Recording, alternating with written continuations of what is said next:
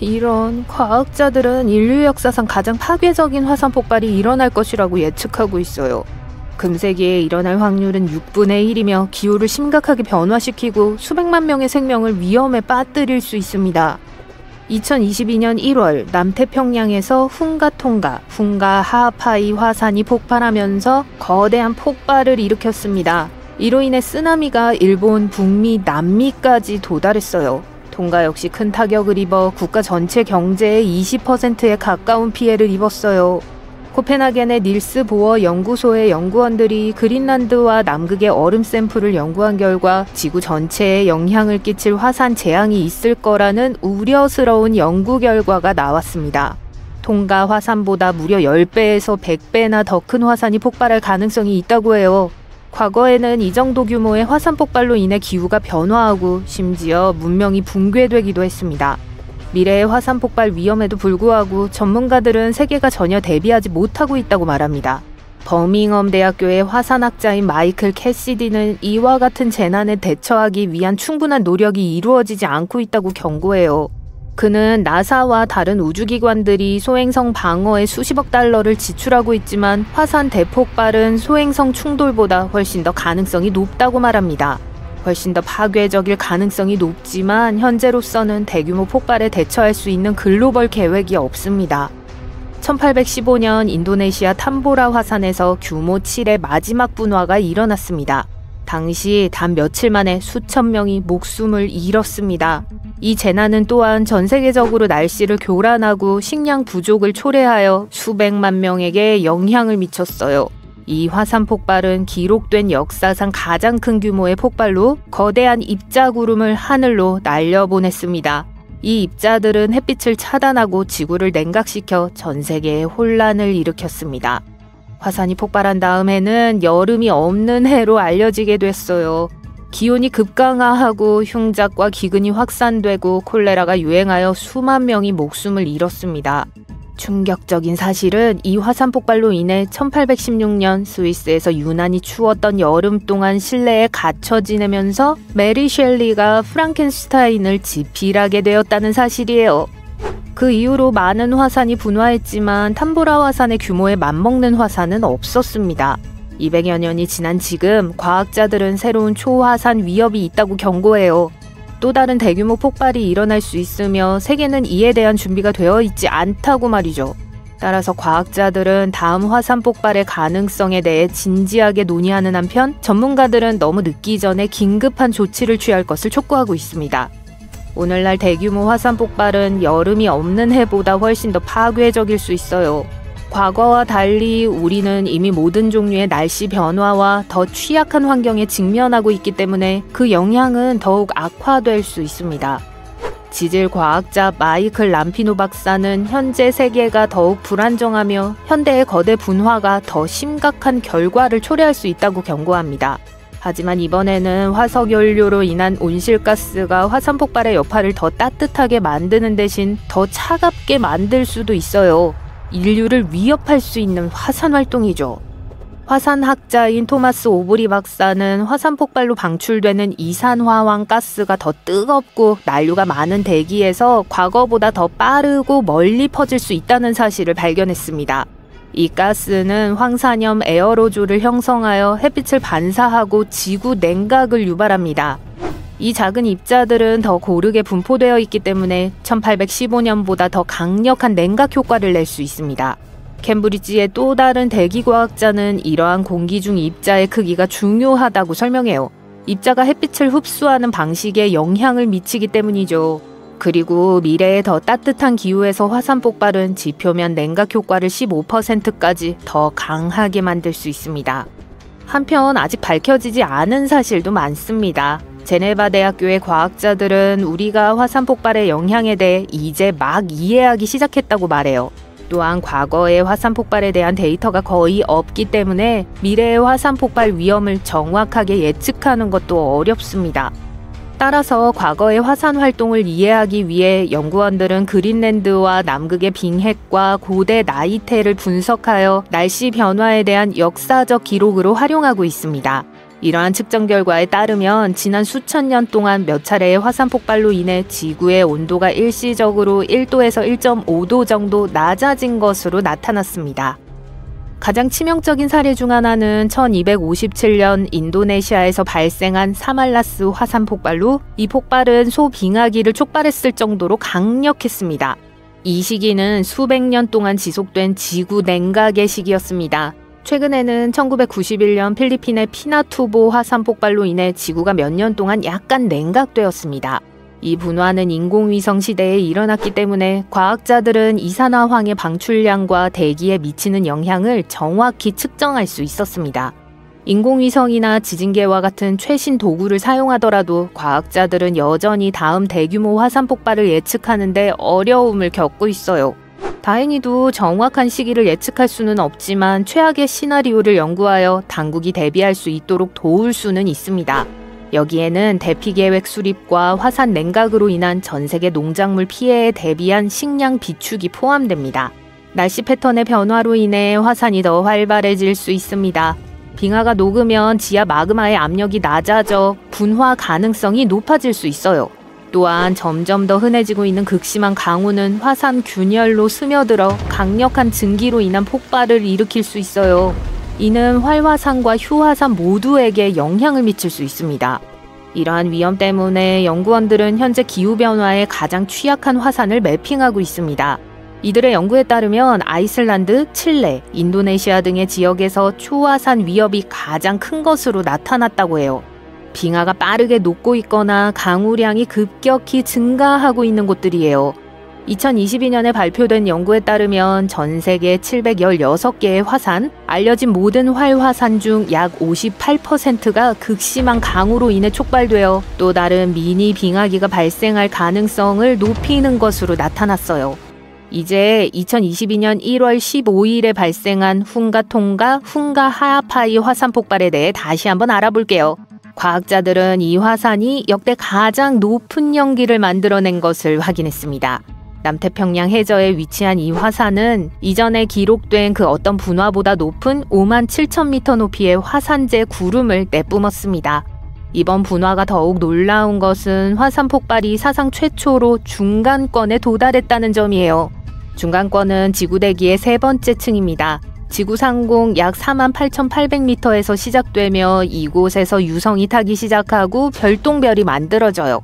옥스포드 대학교와 RAL 스페이스의 연구진은 화산 연기의 높이를 측정하기 위해 세계의 정지 궤도 기상 위성 데이터를 사용했습니다. 이전까지 가장 높은 화산 연기의 기록은 1991년 필리핀 피나투보 화산 폭발로 4만 미터 높이에 도달했어요. 흥미롭게도 이런 종류의 측정은 현대 위성 기술 덕분에 가능했으며 10년 전만 해도 아무도 이 작업을 수행할 수 없었을 거예요. 잠재적인 글로벌 화산 재해와 관련하여 언급해야 할 또 다른 화산은 아이슬란드의 레이캬네스 반도에 위치한 화산이에요. 2024년 11월에 가장 최근 분화가 발생하여 인근 지역에 대피령이 내려졌습니다. 화산 폭발은 밤 11시 직후에 예고 없이 시작됐습니다. 화산은 약 3.2km 깊이의 균열에서 주황색 용암을 분출했습니다. 당국은 시운체의 주택과 레이캬비크 남서쪽의 인기 관광지인 블루라군 스파 리조트에 머물던 투숙객에게 대피를 명령했습니다. 한국 여행에는 영향을 미치지 않았지만 당국은 인근 그린다비크 마을을 포함한 반도 전역에 잠재적으로 위험한 가스 배출이 확산될 수 있다고 경고했어요. 3,800명의 주민이 거주하는 그린다비크는 화산 활동을 반복적으로 목격해왔습니다. 과거 화산 폭발로 인해 기반시설이 손상되고 대피령이 내려지기도 했어요. 예를 들어 2024년 8월 그린다비크 인근 순두 누카기가르 분화구에서 3.8km 길이의 균열이 발생했습니다. 용암이 사방으로 흐르면서 당국은 비상사태를 선포했습니다. 다행히 아이슬란드 기상청은 최근의 화산 폭발이 지난 8월의 폭발보다 훨씬 작았다고 발표했습니다. 지구 물리학 전문가들이 항공조사를 실시한 결과 이전 분화보다 강도가 약해졌다는 사실을 알아냈어요. 현재 그린다비크 화산은 위험하지 않아요. 그러나 과학자들은 더 많은 화산 폭발을 예측하고 있기 때문에 추가 발전의 가능성을 배제할 수 없습니다. 태평양에서 가장 활발한 화산 중 하나가 언제 폭발할지 모르니 준비하세요. 오리건주 연안에 있는 거대한 수중 용암 공장인 엑시얼 시마운트를 모니터링하는 과학자들은 말 그대로 오늘부터 늦어도 2026년 초까지 언제든 폭발할 수 있다고 말합니다. 네, 수중에 있지만 바다에 덮여 있다고 속지 마세요. 이 괴물은 엠파이어 스테이트 빌딩보다 거의 3배나 높습니다. 이 화산은 미슐랭 스타 레스토랑의 수플레처럼 부풀어 오르고 있으며 과학자들은 이를 생중계할 정도로 흥분하고 있습니다. 진짜로요. 자, 이런 상황입니다. 이 화산은 빠르게 부풀어 오르고 있기 때문에 언제든 폭발할 수 있어요. 지난 몇 달 동안 연구원들은 말 그대로 해저가 상승하고 있다는 사실을 발견했습니다. 마치 엑시얼 산이 용암으로 가득 찬 워터베드처럼 말 그대로 상승하고 있는 거예요.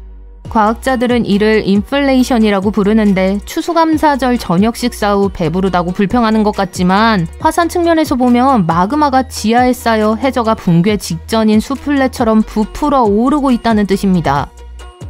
자, 수중 화산 폭발이 특별하게 느껴지지 않을 수도 있는데요. 사실 지구상의 화산 활동 대부분은 바다 밑에서 일어납니다. 믿기 어렵겠지만 지금 이 순간에도 100만 개가 넘는 해저 화산이 파도 아래에서 조용히 용암을 휘젓고 있습니다. 해저는 지구에서 가장 큰 화산 핫스팟입니다. 엑시얼 시마운트가 스릴 넘치는 이유는 다른 수중 화산과는 달리 과학적 감시를 받고 있기 때문입니다. 마치 화산 리얼리티 쇼의 주인공처럼 해저에 설치된 장비 네트워크를 통해 마그마의 움직임, 지진 진동, 지각 변형에 대한 실시간 업데이트를 연구원들에게 제공하고 있습니다.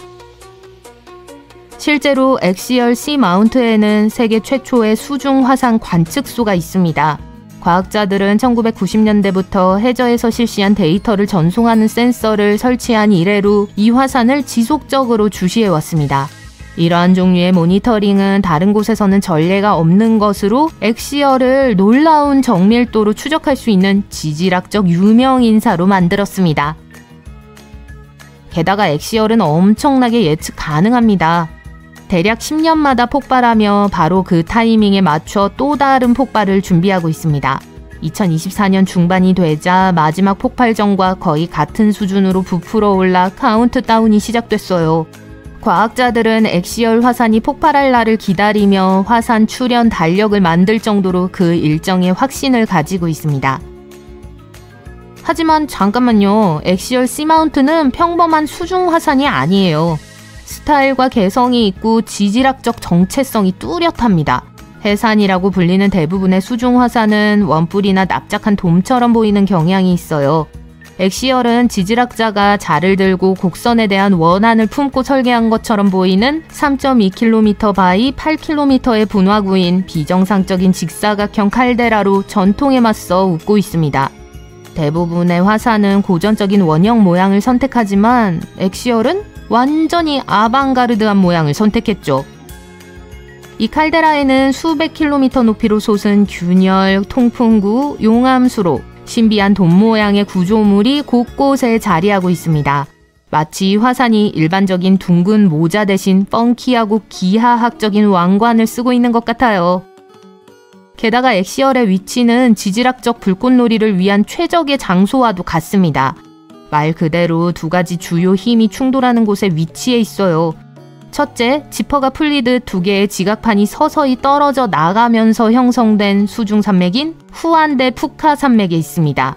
둘째, 지구의 교활한 마그마 에스프레소 머신처럼 작용하는 깊은 멘틀 기둥인 콥 핫스팟 꼭대기에 자리 잡고 있어 지구 내부 깊은 곳에서 녹은 암석을 끌어올려 해산 전체에 연료를 공급합니다.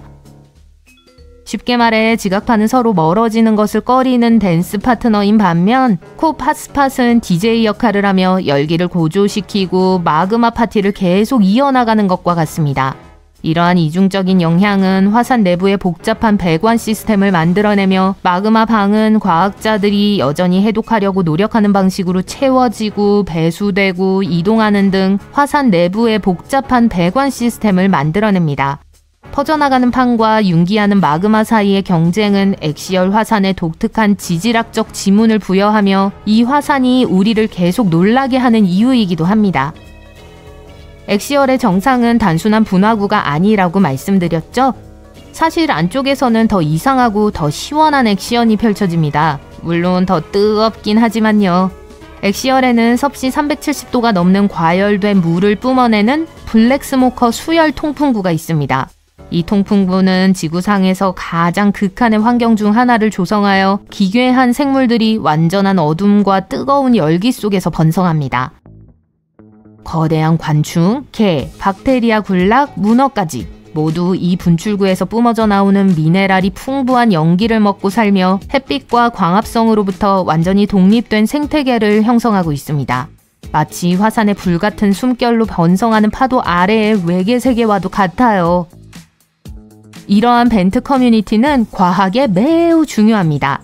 단순히 낯설기 때문만이 아니라 지구의 초기 생태계와 유사할 수 있기 때문입니다. 일부 연구원들은 지구상의 생명체가 수십억 년 전에 유사한 심해 열수 환경에서 시작되었을 것으로 추정합니다. 이를 연구하면 유로파나 엔셀라두스와 같이 얼어붙은 표면 아래에 유사한 통기구가 존재할 수 있는 얼음 위성에서 생명체를 찾는 데도 도움이 될 수 있습니다. 엑시얼 화산이 폭발하면 이러한 커뮤니티는 자연스럽게 재설정되는 것과 같습니다. 용암이 모든 것을 쓸어버리지만 몇 달 안에 다시 활기를 되찾는 것은 가장 열악한 환경에서도 이 공간이 항상 수요가 있다는 증거가 되죠.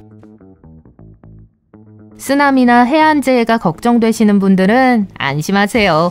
엑시얼 분화는 수중에서 천천히 끓는 밥솥과 같은 역할을 해요. 엄청난 수압으로 유지되고 폭발하진 않죠. 화상은 있더라도요. 최악의 상황은 용암이 해저를 장식하고 개 몇 마리가 쪼그리고 앉을 새로운 통풍구를 찾는 것뿐이에요.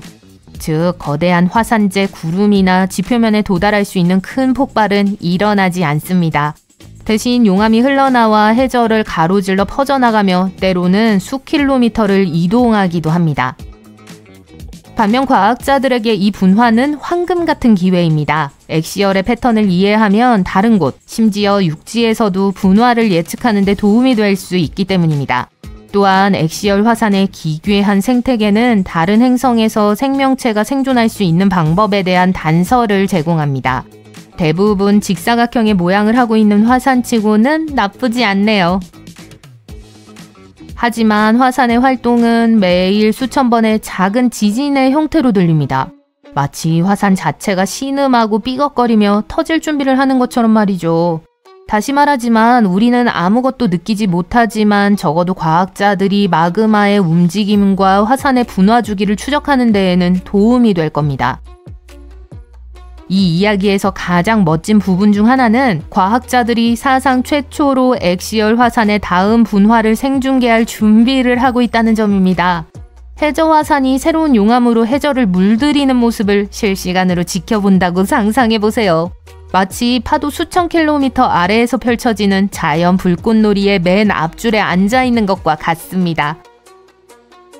이 라이브 스트리밍은 엑시얼의 장비를 해양과 직접 연결하는 일련의 광섬유 케이블을 관리하는 해양 관측소 이니셔티브에서 제공하게 됩니다. 심해의 와이파이인 이 케이블은 녹아내린 암석을 HD로 방송할 예정입니다. 과학자들은 엑시얼 화산 폭발에서 흥미로운 패턴을 발견했습니다. 1998년, 2011년, 2015년의 가장 최근 3번의 폭발은 모두 지구가 태양에서 멀어지기 시작하는 1월과 4월 사이에 일어났습니다. 왜 그럴까요? 이는 달의 중력과 관련이 있을 수 있습니다. 달의 공정 궤도는 해수면이 상승하고 하강하여 해저의 압력을 변화시키고 마그마 챔버를 한계점까지 밀어 올리는 데 도움이 될 수 있습니다. 달은 밤하늘의 낭만적인 빛이 아니라 궁극의 화산 속삭임일지도 모른다는 생각이 드네요. 한 가지 확실한 것은 엑시얼이 분출하면 역사상 가장 잘 기록된 수중 분출이 될 것이라는 점입니다. 놓치고 싶지 않은 자연의 경관이니 눈을 크게 뜨고 지켜보세요. 누가 알겠어요. 운이 좋다면 심해 분출 ASMR을 들을 수 있을지도 모르죠. 이제 전 가볼게요. 테일러 스위프트 티켓을 사듯이 라이브 피드를 새로 고침해야 하거든요. 볼리비아에는 우투 룬쿠라는 오래된 화산이 있습니다. 약 25만 년 동안 폭발하지 않았기 때문에 이 화산의 이야기는 끝났다고 생각할 수 있습니다. 하지만 최근 들어 조금 이상하게 행동하기 시작했습니다. 지금은 마치 긴 낮잠에서 깨어난 좀비처럼 보여요. 그런 종류의 종말이 다가오는 걸까요? 우투룬쿠는 안데스 산맥에 있는 높이 6,100m에 달하는 거대한 산입니다. 성층 화산이라고 불리는데 이는 크고 가파르며 원뿔 모양이라는 뜻입니다. 이러한 종류의 화산은 용암, 화산재, 암석의 층으로 만들어집니다. 용암이 두껍고 내부에 가스를 가두기 때문에 무섭고 강력하며 폭발적인 분출이 일으킬 수 있습니다. 마치 곧 터질 준비가 된 탄산음료 같다고 생각하세요. 베수비오산 같은 유명한 화산이 우투룬쿠와 비슷한데요. 베수비오산 폭발로 완전히 파괴된 폼페이의 비극적인 운명을 기억하시나요? 볼리비아에도 비슷한 일이 기다리고 있는 걸까요? 우투룬쿠 화산은 오랫동안 조용했지만 과학자들은 가스를 내뿜고 작은 지진이 울리고 주변 땅이 부풀어 오르는 등 마치 기지개를 켜는 것처럼 느껴지는 현상을 발견했습니다. 화산이 다시 폭발할 준비를 하고 있는 것은 아닌지 궁금해지기 시작했죠. 과학자들은 이 상황을 자세히 살펴보기로 결정했고 화산 아래에서 움직이는 액체와 가스가 이 모든 활동을 일으킨다는 사실을 알아냈어요. 화산이 반드시 폭발할 것이라는 의미는 아니지만 화산이 여전히 살아있는 것처럼 보이는 이유를 설명하는 데는 도움이 됩니다. 자세히 알아봅시다. 1990년대부터 과학자들은 위성과 GPS를 사용해서 우투룬쿠 화산 주변의 지형을 감시해왔습니다. 어느 순간 그들은 이상한 점을 발견했어요. 마치 중절모처럼 땅이 가운데는 솟아오르고 가장자리 주변은 가라앉았다는 것이었죠. 중간 부분은 적어도 50년 동안 1년에 약 1cm씩 천천히 올라가고 있습니다. 별것 아닌 것 같기도 한데 잠시만요. 이 이상한 모양과 함께 많은 작은 지진과 이산화탄소와 같은 가스가 화산에서 나오는 것을 보고 과학자들은 산 아래에서 거대한 마그마 덩어리가 자라고 있을지도 모른다고 생각하게 됐어요. 만약 이것이 사실이라면 화산이 폭발할 준비를 하고 있다는 무서운 의미일 수 있습니다. 우투룬쿠는 알티플라노프나 마그마 바디 APMB라고 불리는 거대한 지하 마그마 웅덩이 위에 자리 잡고 있어요. 볼리비아, 칠레, 아르헨티나의 일부 지역 아래에 걸쳐있는 매우 크고 깊은 웅덩이입니다.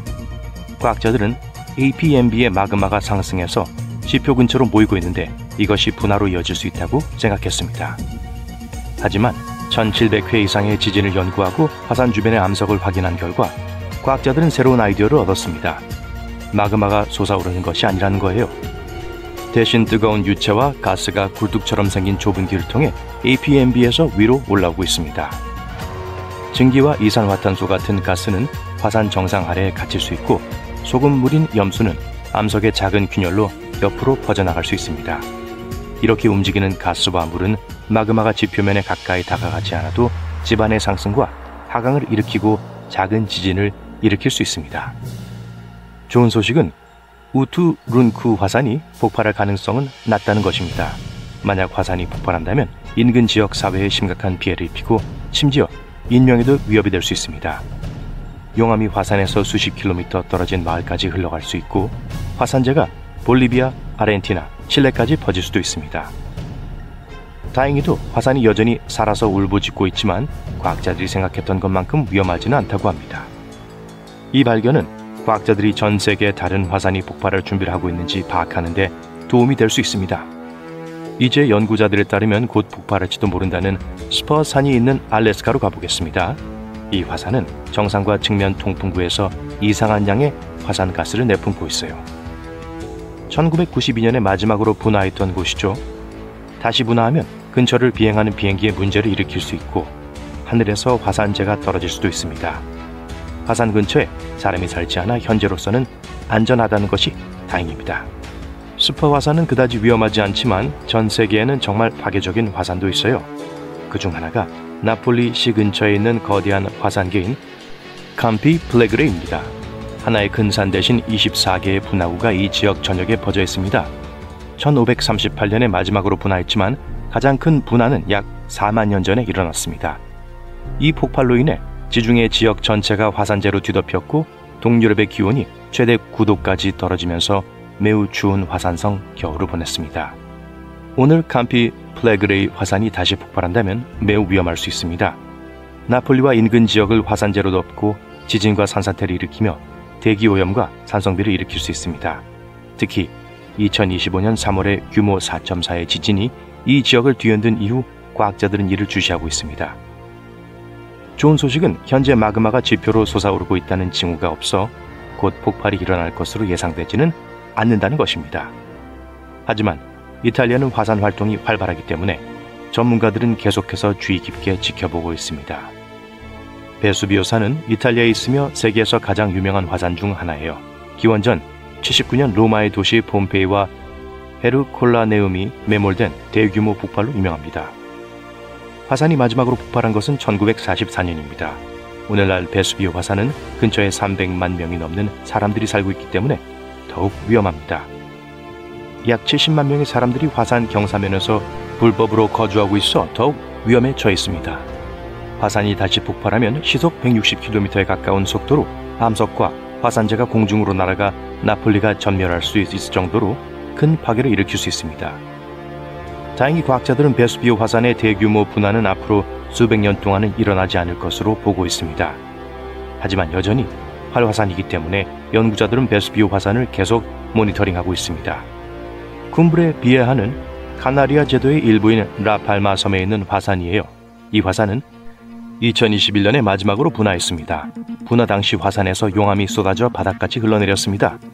3,000채가 넘는 주택이 파괴되었지만 다행히도 수천 명의 사람들이 안전하게 대피했기 때문에 최악의 상황은 아니었습니다. 과거의 과학자들은 거대한 폭발로 인해 화산 서쪽 전체가 떨어져 나가 바다로 추락할 수 있다고 우려했습니다. 이렇게 되면 대서양을 가로질러 수백 킬로미터 높이의 거대한 파도를 일으키는 메가 쓰나미가 발생할 수 있습니다.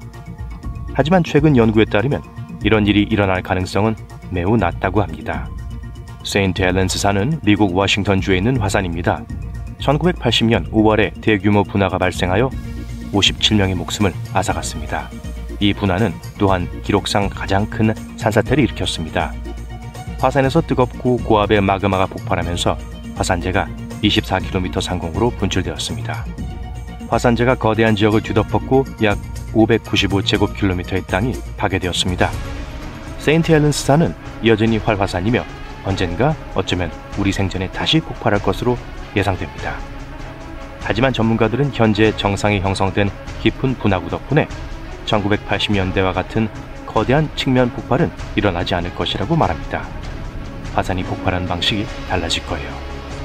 포포카테페틀은 멕시코에 있는 큰 활화산이에요. 2000년대 초반부터 천천히 분화하기 시작했습니다.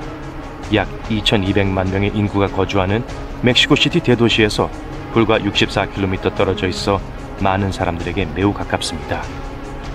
그리고 약 600만 명의 주민이 거주하는 푸에블라에서 48km 떨어져 있습니다. 포포카테페틀 화산이 크게 폭발하면 멕시코시티를 20cm 깊이까지 두꺼운 화산재로 덮을 수 있어요. 이 화산재는 하수구를 막고 물을 엉망으로 만들고 심지어 전기 공급을 중단시킬 수도 있습니다. 더 심각한 문제는 빠르게 움직이는 용암과 화쇄류라고 불리는 매우 뜨거운 물줄기가 산 아래로 흘러내려 인근 마을을 파괴할 수 있다는 점입니다. 50년 동안 조용했던 화산이지만 지금은 꽤 자주 울리고 흔들리고 있습니다. 2024년 2월에 있었던 화산 폭발을 포함해 12번이 넘는 작은 폭발이 있었습니다. 인근 지역 일부가 화산재로 덮였지만 과학자들은 이게 그리 놀라운 일이 아니라며 면밀히 주시하고 있다고 말합니다.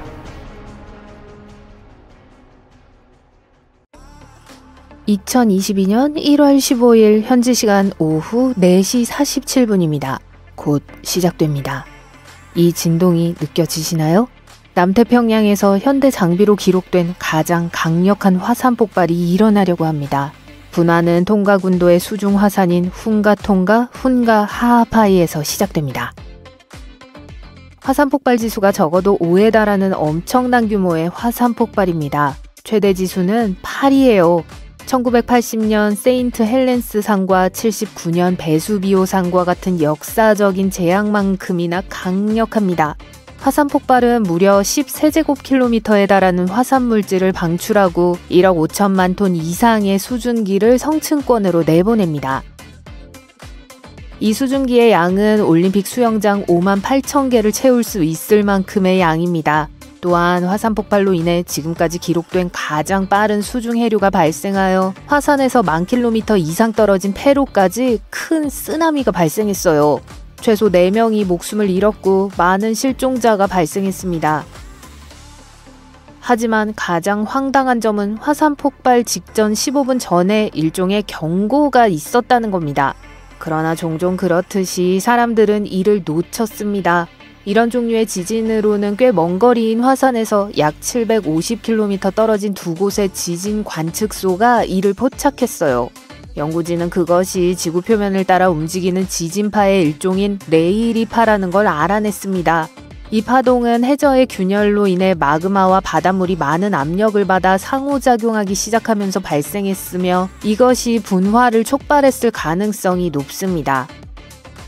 놀라운 점은 일반적으로 화산 지진 신호는 매우 작아서 화산 근처에서만 감지할 수 있다는 거예요. 하지만 이번 레이리파는 평소보다 훨씬 더 멀리 이동했고 훨씬 더 강했습니다. 이는 화산이 폭발하기 전에 지표면 아래에서 엄청난 양의 움직임이 있었음을 의미해요. 지상에 있는 사람들은 느끼지 못했지만 멀리 떨어진 센서가 이를 포착한 거죠. 이 발견은 화산 위협을 조기에 파악하고 조기 경보 시스템을 개선하는 데 큰 도움이 될 겁니다. 과학자들이 이러한 지진 전조 현상을 감지할 수 있다면 화산이 폭발하기 전에 미리 경고를 보낼 수 있어요. 특히 치명적인 쓰나미를 유발할 수 있는 수중 화산의 경우 사람들이 대피할 시간을 확보하고 부상이나 재산 피해의 가능성을 줄일 수 있을 거예요. 이번 화산 폭발은 규모가 컸지만 그 영향은 대부분 억제되었습니다. 그러나 이번 발견은 지진 데이터가 이러한 재난을 예측하고 대비하는 데 얼마나 중요한지 강조해요. 이번 분화 당시에는 이 전조 현상이 경고를 발령하는 데 사용되지는 않았지만 향후 분화 시 이러한 종류의 정보를 실시간으로 사용할 수 있다는 생각은 매우 희망적이에요. 특히 수중 분화의 경우 생각보다 더 많은 경고 시간을 제공할 수 있을 것으로 보여요. 우리가 그 전조 현상의 경고 신호를 듣지 못했더라도 사람을 죽일 수 있을 정도로 큰 소리가 나요. 이러한 소리는 극히 드물지만 지금까지 기록된 가장 큰 소리는 실제로 가까이 있던 사람들에게 치명적이었어요. 1883년 8월 27일 인도네시아의 크라카토아 화산이 폭발하면서 지금까지 측정된 것 중 가장 큰 소음이 발생했는데 그 소리는 무려 310데시벨에 달했다고 해요. 비교하자면 핸드드릴은 98데시벨의 소리를 내요. 제트 엔진에서 발생한 소음은 140데시벨입니다. 180데시벨의 소리는 청각 조직을 파괴할 수 있어요. 크라카토아 화산이 만들어낸 소리는 160km 거리에서 170데시벨 이상에 달했습니다. 그리고 화산 폭발에서 불과 64km 떨어진 곳에 있던 배에 타고 있던 선원들은 그 소리에 고막이 터져버렸어요. 폭발의 울림은 4,800km 떨어진 곳에서도 들릴 정도로 강력했습니다. 실제로 3,540km 이상 떨어진 호주 앨리스 스프링스의 한 농장에서는 양을 키우는 사람들이 총소리로 추정되는 소리를 들었다고 보고했어요. 크라카토아에서 발생한 소리는 여러 차례 전 세계로 퍼져나갔습니다. 4,800km 이상 떨어진 곳에서는 아무도 폭발음을 듣지 못했지만 캐나다와 영국처럼 멀리 떨어진 곳에서는 대기압의 급상승이 기록되었는데 이는 폭발로 인해 발생한 음파가 전 세계로 퍼져나간 것이 틀림없어요. 150데시벨 이상의 소리는 잠재적으로 생명을 위협할 수 있습니다. 특히 170에서 200데시벨의 소리는 폐 파열 등 치명적인 상태를 초래할 수 있어요. 240데시벨이 넘는 소리는 치명적인 부상을 초래할 수 있는데 어떤 부상인지는 말하지 않을게요. 만화 캐릭터에게는 가끔 이런 일이 발생하지만 실제 사람에게는 거의 발생하지 않는다는 점만 말씀드리겠습니다. 이에 대한 과학적 설명은 소리가 본질적으로 압력의 파동으로 고체와 액체를 모두 통과할 수 있으며 엄청나게 큰 소리의 경우 인체를 바로 통과할 수 있다는 거예요. 이러한 소리의 압력이 충분히 높으면 고막과 내부 장기가 파열되어 심각하고 종종 치명적인 손상을 입힐 수 있습니다. 화산이 폭발하기 전에 가끔 작은 지진이 발생하는 거 아시나요? 화산은 종종 조화 진동이라고 불리는 이상한 소리를 내요. 이 소리는 일종의 윙윙거리는 소리로 그 주파수가 점점 더 높아지다가 화산이 폭발하기 직전에 갑자기 멈춥니다. 이 소리는 전 세계 수많은 화산에서 녹음되었어요. 하지만 알래스카의 리드아우트 화산은 그 떨림이 너무 강해서 사람들이 실제로 들을 수 있다는 점이 특징이에요. 마치 화산이 폭발 직전에 미친 듯이 비명을 지르는 것 같죠. 워싱턴 대학교의 지구 물리학자에 따르면 리드아우트의 조화 진동 주파수가 너무 높아서 그 피치가 최고로 높을 때 저음의 윙윙거리는 소리로는 거의 인식할 수 없을 정도라고 해요. 리드아우트 화산의 진동은 지금까지 기록된 다른 어떤 화산의 진동보다 높기 때문이에요. 이는 이러한 현상을 설명하는 데 사용되는 기존 모델의 한계를 제기합니다. 그래서 연구원들은 이 비정상적으로 높은 피치의 진동을 설명하기 위해 새로운 모델을 제안해야 했습니다. 대부분의 화산은 마그마 기포가 지각의 균열을 뚫고 올라오면서 진동할 때 소리를 내요. 하지만 리드아우트 화산의 경우 과학자들은 마그마가 엄청난 압력을 받고 좁은 구멍을 통과할 때 조화 진동과 관련 지진이 발생한다고 보고 있어요. 두꺼운 마그마는 저수지나 챔버의 배출구로 마그마를 운반하는 통로 내부의 암석 표면에 달라붙습니다. 압력이 높아지면 마그마는 위로 이동해요. 그러면 압력에 의해 다시 움직일 때까지 마그마가 다시 달라붙게 돼요. 이러한 갑작스러운 움직임은 작은 지진을 유발하며 압력이 증가함에 따라 더 빠르게 발생하고 지속적으로 상승하는 소음으로 섞이게 돼요. 따라서 실제로는 바위가 소리를 내는 거죠. 이 새로운 모델은 과학자들이 리드아우트 화산과 같은 화산의 분화 주기를 더 잘 이해하는 데 도움이 될 수 있다는 점에서 중요해요. 또한 제한된 조기 경보 시스템의 역할을 할 수도 있어요. 리드아우트 화산이 이렇게 비명을 지르기 시작했을 때는 이미 며칠 동안 화산이 폭발한 후였습니다. 따라서 진동은 다음 폭발이 일어나기 몇 분 또는 몇 시간 전에만 경고를 제공할 수 있어요.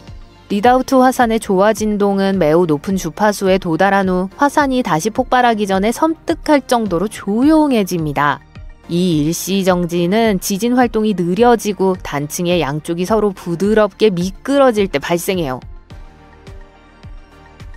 이때는 지진도 더 이상 따라잡을 수 없을지도 몰라요. 새로운 모델은 카리브의 몬세라트 섬의 수프리에르 힐 화산과 같은 다른 화산에도 적용될 수 있습니다. 연구팀은 이제 리드아우트의 압력이 특정 지점에 집중되는 이유를 조사할 계획이에요. 연구를 진행하기 위해 과학자들은 리드아우트의 지진 활동에 대한 2가지 녹음 기록을 만들었습니다. 첫 번째는 10초 분량의 녹음으로 약 10분간의 지진음과 조화 진동을 60배 빠른 속도로 압축한 것입니다.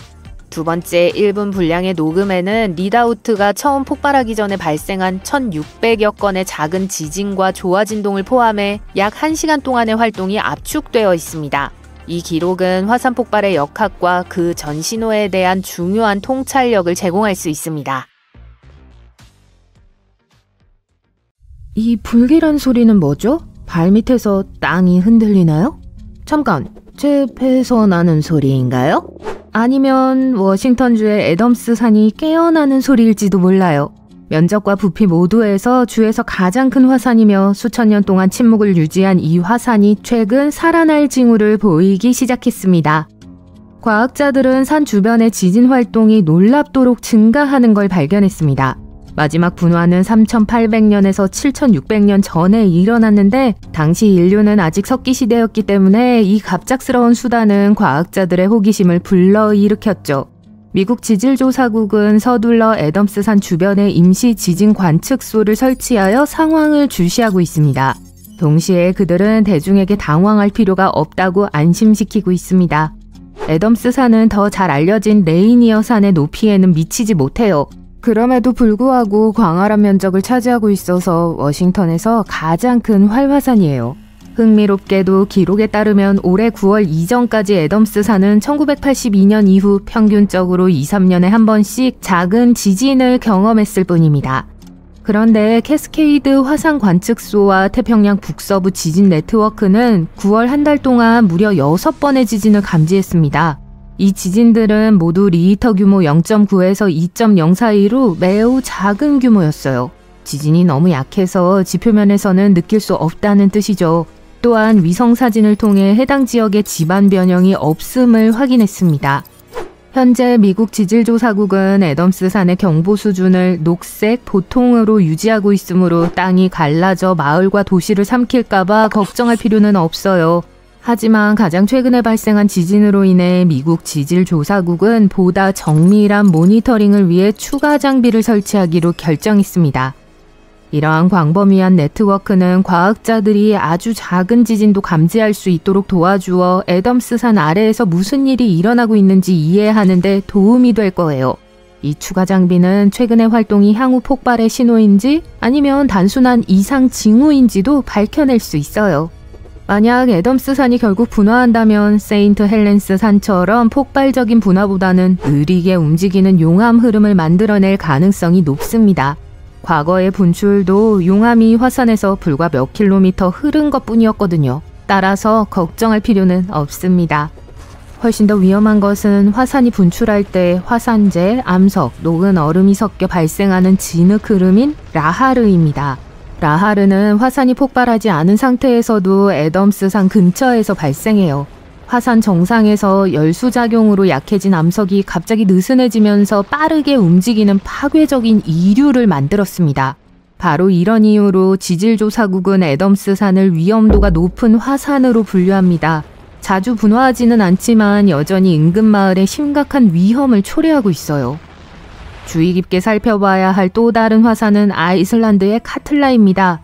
이 화산은 아이슬란드에서 가장 강력하고 위험한 화산 중 하나예요. 한 세기 전인 1918년에 마지막으로 분화한 화산입니다. 하지만 다시 폭발한다면 아이슬란드의 또 다른 화산 에이아펴들라이웨퀴들보다 10배 더 강력할 수 있습니다. 이 화산은 2010년에 폭발하여 유럽 전역의 항공여행을 완전히 중단시켰죠. 카틀라 화산이 분화하면 다량의 이산화황이 방출되어 대기 중에 황산염 에어로졸을 형성할 수 있어요. 이러한 에어로졸은 햇빛을 반사하여 일시적인 지구 냉각을 일으킬 수도 있어요. 이러한 현상은 과거에 치명적인 화산 폭발이 일어났을 때 종종 뒤따랐습니다. 아이슬란드에서 화산 폭발은 흔하지만 카틀라의 화산재 구름은 그 다른 화산보다 더 높이 하늘로 날아가 유럽 전역을 덮을 가능성이 높습니다. 이는 항공편 운항을 중단시키고 경제에 부정적인 영향을 미칠 거예요. 카틀라 화산이 폭발하면 농업, 상수도, 대기질에도 해를 끼칠 수 있어요. 2014년에 과학자들은 대규모 화산 폭발로 인해 아이슬란드 남쪽 해안을 따라 바다까지 쓰나미가 발생할 수 있다고 지적했어요. 그러나 이러한 쓰나미의 잠재적 영향은 아직 명확하지 않아요. 카틀라 화산은 40에서 80년마다 정기적으로 폭발하는 경향이 있기 때문에 통계적으로 조만간 또 다른 폭발이 일어날 가능성이 매우 높습니다. 그래서 과학적으로 면밀히 관찰되고 있습니다. 최근 2021년 카나리아 제도의 쿰브레 비에하가 분화하여 사람들에게 그 파괴적인 잠재력을 상기시켰어요. 이 화산 폭발로 인한 용암의 흐름은 정말 파괴적이었습니다. 용암이 동네 전체를 덮고 바다로 흘러들어가 3,000채 이상의 가옥을 파괴했어요. 수천 명의 사람들이 대피해야 했죠. 하지만 가장 끔찍한 점은 그 피해가 상당하긴 했지만 과학자들은 훨씬 더 심각했을 수 있다고 생각한다는 거예요.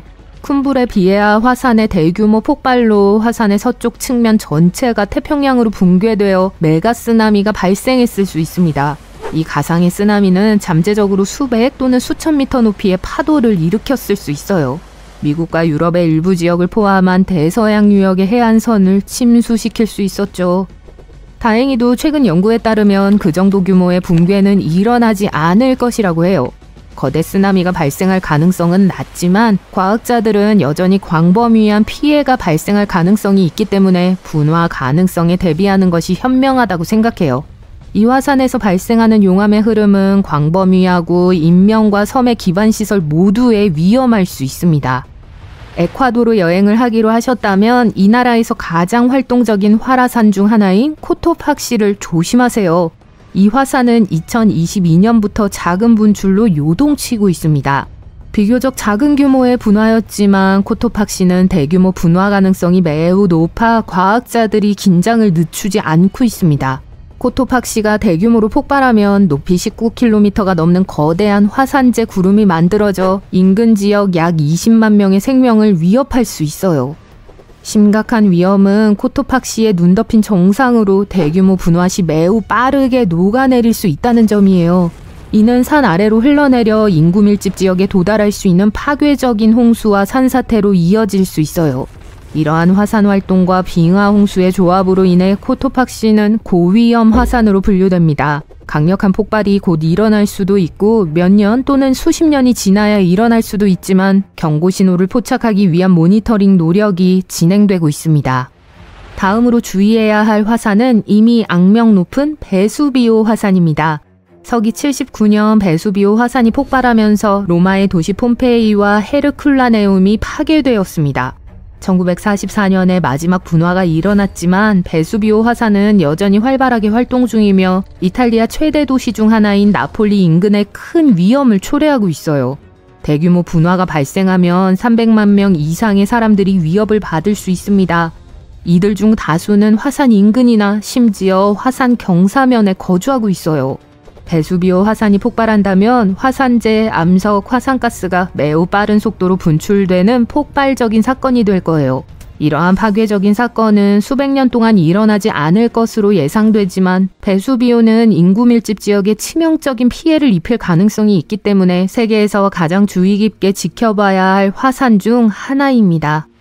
다음은 흔히 엘포포라고 불리는 포포카테페틀입니다. 멕시코시티에서 약 64km 떨어진 곳에 위치한 북미에서 가장 높은 활화산 중 하나죠. 인구 2200만 명이 거주하는 대도시 지역과 가깝기 때문에 포포카테페틀은 특히 위험해요. 대규모 분화가 발생하면 멕시코시티 상공에 거대한 화산재 구름이 덮쳐 광범위한 혼란을 야기할 수 있어요. 화산재는 도시의 배수 시스템을 막고 상수도를 오염시키며 전기 시스템을 끊어 정전을 일으킬 수도 있습니다. 또한 라하르가 화산을 타고 내려와 인근 마을에 도달할 수도 있어요. 포포카테페틀은 2000년대 초반부터 거의 일정한 지진 활동을 보여왔으며 이곳에서는 소규모 분화가 꽤 흔하게 일어납니다. 2024년 초에는 13번의 소규모 분화가 기록되어 인근 마을을 놀라게 했어요. 하지만 화산학자들은 이러한 분화를 포포카테페틀의 정상적인 현상으로 보고 있어요. 매우 위험한 화산에 대해 이야기하면서 옐로스톤 국립공원을 빼놓을 수 없죠. 이곳에는 세계에서 가장 큰 초화산 중 하나가 있어요. 마지막 대규모 분화는 약 64만 년 전에 일어났습니다. 하지만 오늘날 이 괴물이 폭발한다면 그 영향은 지구 전체에 훨씬 더 치명적일 겁니다. 몬태나, 아이다호, 와이오밍 등 옐로스톤에 가장 가까운 주들이 가장 큰 영향을 받을 거고 재앙적인 화쇄류가 발생할 가능성이 높습니다. 용암, 화산재, 가스의 위험한 혼합물로 이루어진 이 흐름은 경로에 있는 모든 것을 없애버릴 수 있어요. 또한 일부 지역은 1m가 넘는 화산재에 덮일 수 있어요. 옐로스톤 화산이 폭발하면 엄청난 양의 화산재와 가스가 성층권으로 방출되어 햇빛을 차단하고 몇 년 동안 지구 기온을 떨어뜨릴 수 있습니다. 이로 인해 농업이 중단되고 교통 시스템이 붕괴되며 대규모 식량 부족 사태가 발생할 수 있어요. 옐로스톤이 분화할 시기가 왔다는 속설이 널리 퍼져 있지만 지질학자들은 이는 사실이 아니라고 분명히 밝힙니다. 화산은 정확한 시간표를 따르지 않으며 옐로스톤의 활동은 분화가 임박했음을 의미하지 않아요. 반가운 소식이네요. 드디어 하루의 마지막 보고서를 마치고 안도의 한숨을 내쉽니다. 주말이 코앞으로 다가왔습니다. 하지만 보내기를 누르려는 순간 책상 아래에서 우르릉 소리가 들려 깜짝 놀라게 됩니다. 경전철이 지나가는 소리인가요? 안타깝게도 그렇지 않습니다. 화산에서 나는 소리입니다. 여기 애리조나에서요? 네, 애리조나 아래에서 땅이 계속 움직이며 지구가 살아있음을 상기시켜주고 있습니다. 하지만 당황할 필요는 없어요. 우선 몇 가지 배경 지식으로 무장합시다. 미국의 20개 주에는 사화산, 활화산, 현재 잠자고 있는 휴화산이 있습니다. 이러한 주 중에는 캘리포니아, 뉴멕시코, 네바다, 유타, 콜로라도 등이 포함돼요. 좋은 소식은 애리조나의 화산은 현재 휴화산이라는 점이에요. 하지만 그렇다고 해서 가까운 미래에 화산이 폭발하지 않을 것이라는 의미는 아닙니다. 이제 과거 활화산의 흔적을 확인하기 위해 애리조나로 여행해보는 건 어떨까요? 애리조나주의 사막 지형에는 달마시안의 점처럼 화산의 흔적이 곳곳에 남아 있습니다. 피닉스 남서쪽, 더글러스 동쪽, 플래그스태프 근처, 킹맨 북쪽, 멕시코 국경 근처의 화산지대가 펼쳐져 있어요. 이 화산지대의 가장 걱정스러운 점은 지금은 활화산이 아니지만 이 지역에서 1000년에 한 번 정도 분화가 일어난다는 점이에요. 그때가 다가오고 있는 것 같아요. 마지막 강력하고 파괴적인 화산 폭발은 약 1000년 전에 선셋 크레이터에서 일어났어요. 이곳은 더 주목할 가치가 있는데 조금 후에 설명해 드릴게요. 먼저 핫스팟에 대해 이야기할게요. 아니, 웹서핑을 할 수 있는 그런 곳이 아니에요. 화산의 맥락에서 핫스팟은 엄청난 양의 열이 지구의 얇은 외층인 지각을 녹여 화산을 형성하는 곳이에요. 이 열은 지구의 조밀하고 과열된 핵과 지각 사이에 있는 멘틀에서 발생합니다. 이런 화산의 예요? 하와이 섬에 오신 것을 환영합니다. 빅아일랜드에 활화산이 있는 이유는 현재 빅아일랜드가 하와이의 핫스팟 꼭대기에 위치해 있기 때문입니다.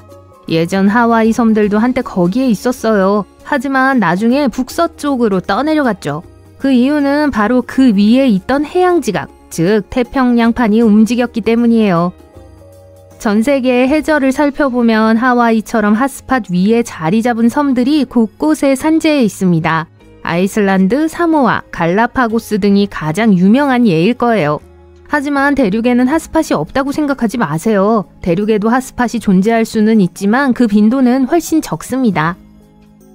가장 유명한 대륙의 핫스팟 중 하나는 아실 거예요. 네, 옐로스톤 칼데라 아래입니다.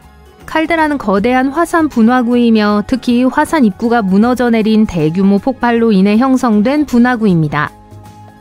옐로스톤 핫스팟은 기본적으로 올드 페이스풀과 이 국립공원이 유명한 나머지 온천과 진흙탕을 만든 곳이에요. 올드 페이스풀 얘기가 나와서 말인데 잠시 이 경이로운 자연의 신비로움에 주목해 볼게요. 세계에서 가장 잘 알려진 간헐천 중 하나이며 한 세기가 넘도록 전 세계에서 사람들이 이곳을 보러 오고 있습니다. 이 간헐천의 멋진 점은 매우 특정한 조건에서만 형성될 수 있기 때문에 매우 드물다는 거예요. 지표 아래의 마그마는 지하수 웅덩이들을 과열시킵니다. 그곳의 압력은 계속 증가하여 결국 엄청난 힘으로 물을 위로 밀어 올릴 때까지 계속 상승합니다. 실리카 함량이 높은 특정 화산암이 이 물이 빠져나가는 터널을 따라 늘어서 있습니다. 기본적으로 땅 위로 분출하는 물로 인해 발생하는 엄청난 압력과 열을 견딜 수 있는 독특한 파이프가 만들어집니다. 올드 페이스풀은 옐로스톤에서 가장 먼저 이름이 붙여진 간헐천입니다. 매 시간마다 분출할 것으로 예상하고 방문하셨다면 실망하실 거예요. 평균적으로 올드 페이스풀은 91분 정도에 한 번씩 분출하는데 이 역시 그렇게 나쁘지 않죠. 다음 분출의 대략적인 시간을 알려주는 특별한 앱을 다운로드할 수도 있습니다. 하지만 강력한 간헐천에서 분출하는 물의 온도가 95도씨에 달하니까 방문 시 매우 조심하고 가까이 접근하지 마세요. 증기는 최대 176도씨까지 더 뜨겁습니다. 케이크를 구울 수 있을 정도로 뜨거워요. 다시 화산 핫스팟 이야기로 돌아가 볼게요. 과학자들은 대륙 지각에 핫스팟 화산이 많지 않은 이유를 아직 명확하게 이해하지 못하고 있습니다. 한 가지 이유는 대륙 지각이 평균 4배 정도로 해양 지각보다 훨씬 두껍기 때문일 수 있어요. 또 다른 이유는 지구 지각의 약 3분의 2가 해양 지각이기 때문일 수 있어요. 이는 핫스팟이 형성될 수 있는 대륙 지각이 적다는 걸 의미하죠. 이제 애리조나주에 거주하시는 분들은 다음 정보가 도움이 되실 거예요. 애리조나주의 중심부에 있는 화산지대인 샌프란시스코 화산지대에 대해 이야기해 볼게요. 이곳은 600개가 넘는 화산으로 가득한 광활한 지역입니다. 화산은 대부분 작지만 그렇다고 덜 인상적인 것은 아닙니다. 애리조나주 북부의 4,660평방킬로미터에 걸쳐 흩어져 있는 이 화산들은 거대한 지대를 이루고 있습니다. 흥미롭게도 과학자들은 이 화산지대가 실제로 핫스팟 위에 있는지에 대해 여전히 논쟁 중이에요. 그러나 그들이 동의하는 한 가지는 이 지역의 화산이 동쪽으로 이동함에 따라 젊어진다는 거예요. 그리고 이 패턴은 지구 표면 아래 고정된 핫스팟일 수 있는 북아메리카판이 서쪽으로 이동하는 것과 일치합니다. 멋지죠? 이 지역의 화산 소동은 약 600만 년 전에 시작되었습니다. 따라서 지질학적으로 볼 때 비교적 젊은 화산이에요. 가장 최근의 분화는 1000년 전에 일어났어요. 앞서 말씀드린 플래그스테프 근처에 있는 선셋 분화구는 이 분화구에서 가장 유명한 분화구예요. 화산 폭발로 인해 시나구아족은 우파키 푸에블로에 있는 고향을 떠나야만 했어요. 이 유적지는 현재 우파키 국립기념물의 일부로 이곳에서 수년 전 화산 지역에서 사람들이 어떻게 살았는지 볼 수 있어요. 이 지역을 탐험하다 보면 대부분의 화산은 작고 가파른 현무암 원추 화산이라는 걸 알 수 있습니다. 콜로라도 고원은 매우 건조한 기후 조건을 가지고 있어요. 그렇기 때문에 화산들이 많이 닳지 않았어요. SP 분화구라고 불리는 이 원추 화산의 가장 좋은 예 중 일부는 여전히 어제 나타난 것처럼 보입니다. 하지만 주위를 둘러보세요. 원추 화산만 있는 건 아니에요. 샌프란시스코 화산지대에는 성층 화산도 있고 하와이 같은 곳에서 볼 수 있는 현무암보다 실리카가 더 많은 화산암으로 형성된 용암돔도 있습니다. 이는 용암이 더 두껍고 쉽게 흐르지 않는다는 뜻이에요. 어쨌든 성층 화산은 이 화산지대를 탐험하는 동안 만나게 될 가장 멋진 광경 중 하나가 될 거예요. 성층 화산 자체가 아니라 그 거대한 지층의 잔해인 샌프란시스코 피크스입니다. 샌프란시스코 피크스는 높이가 3,840m가 넘는데 이는 부르즈 칼리파 4개 반을 쌓아 올린 것과 맞먹는 높이예요. 이 봉우리는 애리조나 북부에서 가장 큰 랜드마크 중 하나예요. 이 봉우리들은 놀라울 뿐만 아니라 이 지역에 여러 세대에 걸쳐 살아온 아메리카 원주민들에게 신성한 장소이기도 해요. 현재 하와이의 활화산과는 달리 샌프란시스코 화산대의 분화 사이에는 수천 년이라는 시간이 걸려요. 하지만 지질학자들은 언젠가 또 다른 분화가 일어날 가능성이 높다고 말하며 아직 긴장을 늦춰서는 안 된다고 말합니다. 아마도 대도시에서 멀리 떨어진 화산의 외딴 동쪽 지역에서 일어날 거예요. 다음 분화가 선셋 크레이터를 형성한 것과 같은 분화라면 정말 대단한 볼거리가 될 겁니다. 용암 분수와 용암이 흐르는 강. 동시에 다음 분화는 수세기, 어쩌면 수천 년 동안 일어나지 않을 수도 있습니다. 그때까지 샌프란시스코 화산지대는 화산 역사에 숨겨진 보석으로 남아 다음 화산 폭발을 기다릴 거예요. 최근 옐로스톤의 대분화는 64만 년 전에 일어났는데 홈사피엔스가 빛을 보기 훨씬 전의 일입니다. 하지만 우리는 그보다 더 파괴적인 또 다른 자연재해를 겪었습니다. 약 74년 전에 수마트라 섬에서 엄청난 화산 폭발이 일어났어요. 당시 초화산 폭발은 수천 킬로미터에 걸쳐 퍼져나간 파편과 화산재를 내뿜으며 거대한 영토를 파괴하고 지구의 기온을 급강하시켰습니다. 이 슈퍼 분화의 영향은 멀리 남부 아프리카에서도 볼 수 있었어요. 전문가들은 이 화산이 그곳의 초기 인류에게 영향을 미쳤을 것으로 보고 있습니다. 화산이 폭발했을 당시 우리 조상들은 이미 석기 도구를 사용하고 있었으며 실을 만드는 방법을 알고 있었을 가능성이 높습니다. 그리고 일부 전문가들은 토바 슈퍼 분화가 너무 강력해서 우리 조상들을 멸종 직전까지 몰고 갈 수 있었다고 생각하기도 해요. 토바 화산은 지난 200만 년 동안 지구에서 발생한 화산 폭발 중 가장 큰 규모일 수 있다고 주장해요. 화산 폭발로 인해 미국 전역을 한 채의 집 깊이까지 덮을 수 있을 정도로 많은 화쇄암이 분출됐어요. 그중 약 3분의 1은 수마트라 북부에 쌓였고 나머지는 인도양 해저에 더 많이 쌓였습니다. 대분화로 인해 약 96km 길이의 타원형 분화구 호수가 남았어요. 칼데라가 너무 커서 실제로 화산 위에 있다고 느끼기 어려울 정도예요. 분출로 인한 부석 퇴적물은 협곡 벽에 남아 땅속 깊은 곳까지 내려가 있습니다. 이 재해와 관련된 부석과 화산재의 양에 대해서는 이견이 많지 않습니다. 동시에 전문가들은 대기 중에 얼마나 많은 유황이 포함되어 있는지 확신하지 못해요. 극지방 얼음의 일부 유황층도 잠재적인 후보가 될 수 있지만 지금까지 과학자들은 이들과 토바 사이의 연관성을 찾지 못했습니다. 슈퍼분화가 초기 인류에게 미친 극적인 영향에 대해 다시 한번 살펴볼게요. 적어도 화산 폭발 전후에 만들어진 유물을 보면 일부 인류는 이 자연재해 이후에도 살아남았을 뿐만 아니라 번영을 누린 것으로 밝혀졌습니다. 해안을 따라 피신한 우리 조상들에게 이 재앙은 심각한 위협이 되지 않았을 수도 있어요. 유전학적 증거에 따르면 현대 인류는 약 6만 년 전 아프리카를 떠난 수천 명의 후손이라고 해요. 왜 겨우 수천 명일까요?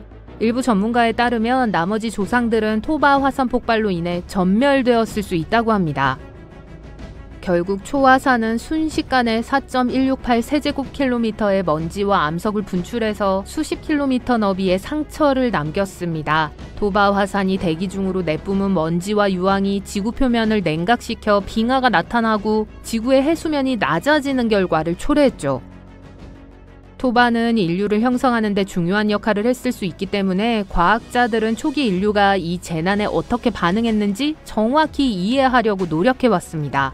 2011년 몇몇 연구원들은 남아프리카 피나클 포인트에 인도양이 내려다 보이는 고고학 유적지에서 수수께끼 같은 토양 샘플을 발견했습니다.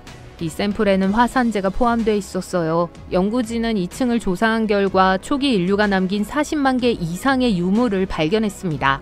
열 처리된 석기부터 불의 흔적과 동물뼈까지 다양한 유물이 발견됐죠. 이 발견을 바탕으로 연구팀은 남아프리카 해안의 초기 인류가 분화 이후 수천 년 동안 그 지역에서 살면서 도구를 개선하며 번성했다고 제안했습니다. 이 지역은 토바 화산이 폭발하는 동안과 그 이후에 피난처 역할을 했을 수도 있어요. 2009년에 발표된 한 연구에 따르면 화산 폭발로 지구 기온이 14도나 낮아져 아프리카의 다른 지역에서는 생존이 힘들어졌을 거라고 해요. 화산 폭발로 인한 겨울이 있었다면 해안선을 따르는 곳은 춥지 않았을 겁니다. 반면에 최근의 연구에 따르면 토바 화산이 대기로 너무 많은 유황을 뿜어내서 그 결과 에어로졸이 서로 달라붙어 장기적으로 냉각 효과가 제한되었을 수 있다고 주장합니다. 즉 화산 폭발 직후 기온이 급격히 떨어졌지만 일부 지역에만 영향을 미쳤다는 거예요. 그리고 3년 정도 지나면 화산 폭발의 영향은 완전히 진정되어 인간에게 위험하지 않게 되었을 겁니다. 글쎄요, 분명히 더 많은 연구가 필요합니다. 한편 요즘 화산을 조심해야 하는지 알아볼까요? 작년에 아이슬란드의 스바르생기 지열 발전소 근처에서 수천 번의 작은 지진이 땅을 흔들었습니다. 그곳에서 마그마가 지표로 솟아올랐고 지금은 작은 마을 그린다비크를 가로지르는 넓은 균열이 생겼어요. 땅은 여전히 부풀어 오르고 있고 언제든 폭발이 일어날 수 있어요. 물론 이게 전부는 아닙니다. 지구 곳곳에는 45개의 다른 화산이 계속 울부짖고 있어요. 예를 들어 기원전 79년에 폼페이를 멸망시킨 악명 높은 이탈리아의 베수비오 화산이 있습니다. 지난 17,000년 동안 이 화산은 8번의 폭발적인 분화와 함께 매우 뜨거운 화산재, 용암 파편, 가스가 빠른 속도로 흐르는 강력한 화쇄류가 발생했어요. 화산의 마지막 분화는 1944년에 일어났습니다. 레이니어산은 미국에서 가장 위험한 화산 중 하나입니다. 높은 고도, 화학성분, 워싱턴주 시애틀 및 타코마 교외 지역과의 근접성, 화산의 거대한 화쇄류 생성 능력은 레이니어산을 위협적인 화산으로 만듭니다. 이 화산에서 발생하는 열은 화산을 덮고 있는 얼음과 눈을 녹여 잔해, 진흙, 바위가 하류로 빠르게 흘러내릴 수 있게 해요.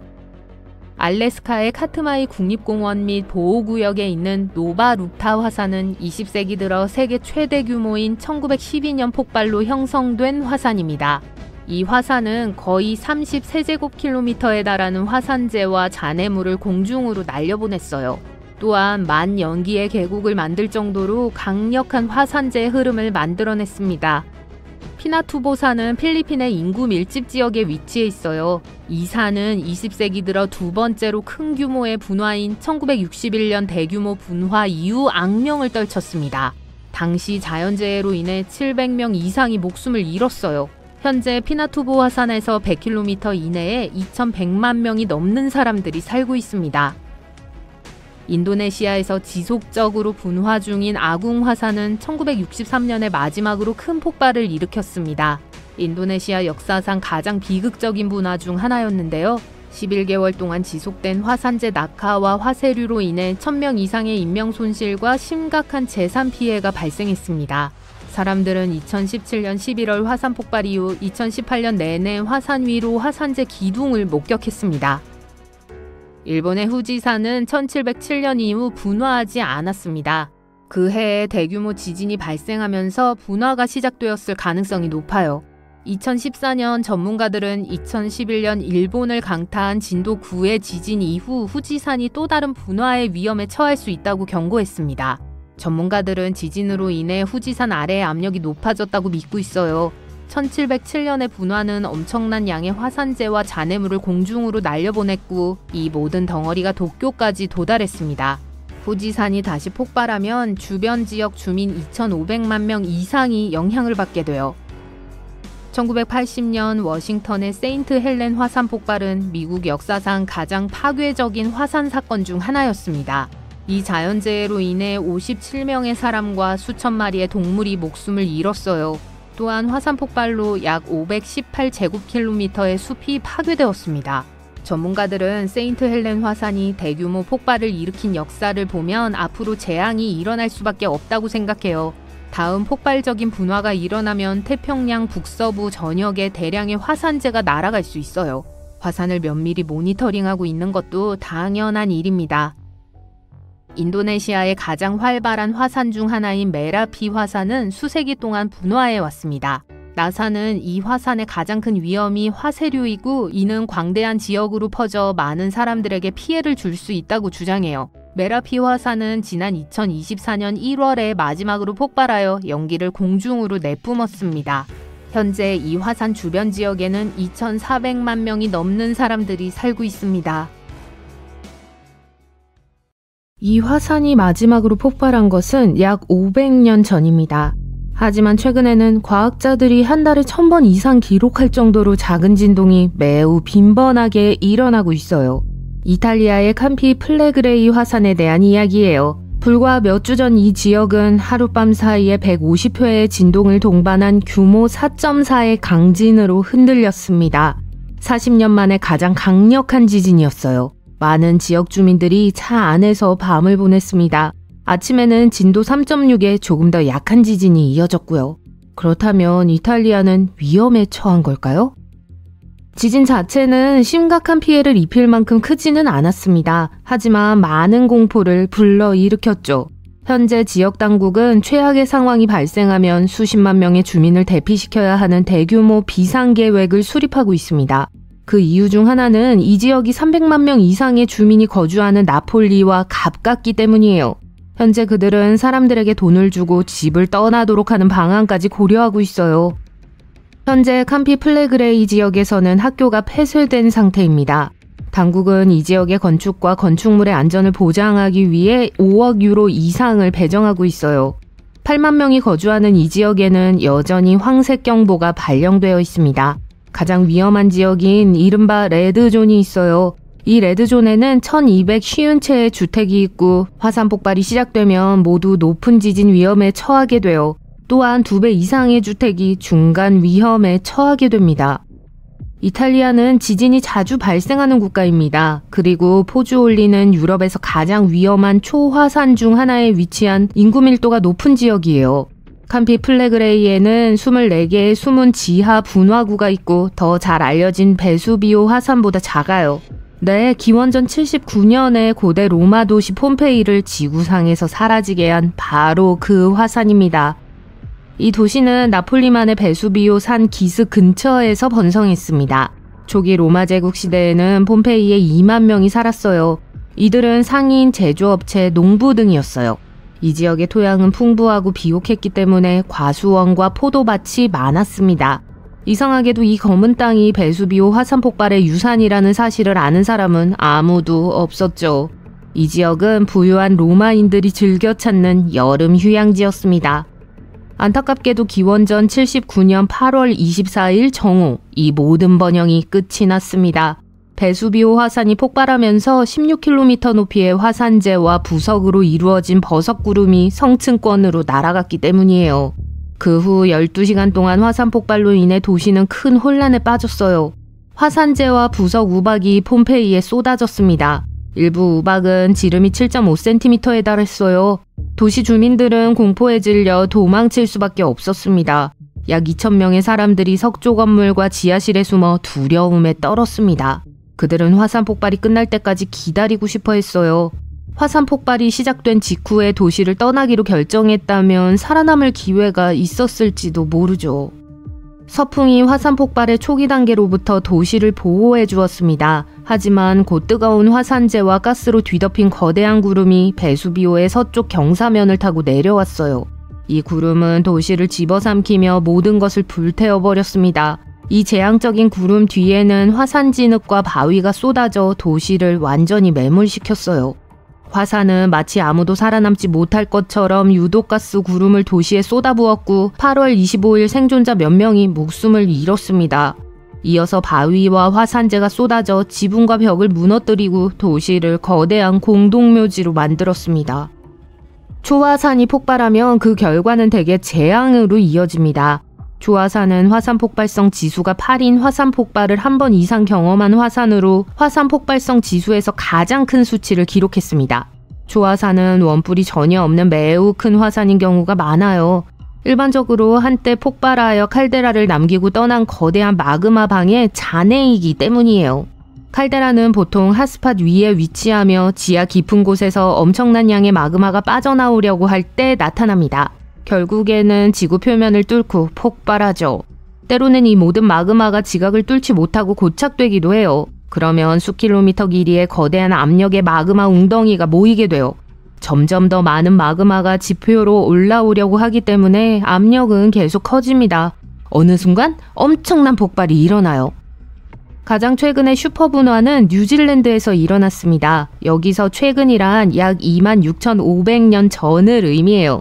당시 타우포 호수 수면 아래에서 슈퍼화산이 1250세제곱킬로미터가 넘는 화산재와 부석을 공중으로 분출시켰어요. 기자의 대피라미드 50만 개가 동시에 공중으로 날아올랐다고 상상해보세요. 화산 폭발이 얼마나 엄청나게 강력했는지 알 수 있을 거예요. 하지만 이 분화의 가장 흥미롭고도 혼란스러운 점은 타우포 화산이 다른 화산처럼 단순히 폭발하지 않았다는 점입니다.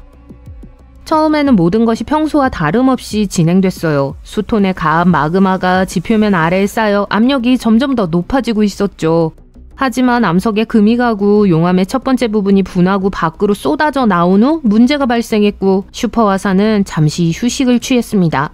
불과 몇 달 후 재앙적인 폭발이 지상을 뒤흔들었어요. 수천 톤의 용암과 바위, 화산재가 대기권으로 높이 날아갔어요. 타우포의 특이한 패턴은 여전히 과학자들을 혼란스럽게 하고 있습니다. 7만 5천 년 전 인도네시아 토바 칼데라 화산 폭발은 지난 200만 년 동안 중 가장 큰 규모의 화산 폭발이었어요. 전문가들은 이 분화로 수십만 톤의 황산이 방출되었을 것이라고 추정하며 이로 인해 지구 표면이 몇 도 정도 냉각되었을 수도 있다고 합니다. 하지만 그 후 지면을 덮은 빙하 때문에 지금은 그 영향을 감지하기 어렵습니다. 슈퍼 화산이라는 이름에 걸맞지 않게 아직 슈퍼 분화를 일으키지 않은 화산도 몇 개 있어요. 예를 들어 1883년 인도네시아의 크라카토아 화산이 폭발했습니다. 화산 폭발의 힘으로 화산 벽이 갈라졌죠. 그리고 차가운 바닷물이 녹아내린 화산 내부로 밀려들었습니다. 온도 차이로 인해 화산은 귀가 먹먹할 정도의 폭발음과 함께 폭발했습니다. 그 폭발음은 4,828km 떨어진 호주에서도 분명히 들렸어요. 이 폭발은 역사상 가장 큰 소리라는 타이틀을 얻게 되었습니다. 그런데 이 사건의 결과는 정말 재앙적이었지만 슈퍼 분화라고 부를 만큼 강력하지는 않은 것으로 밝혀졌어요. 화산 폭발 지수는 6에 불과했습니다. 그리고 마우나로아 화산도 있습니다. 이 화산은 방패 화산으로 폭발적인 분출을 일으키지 않아요.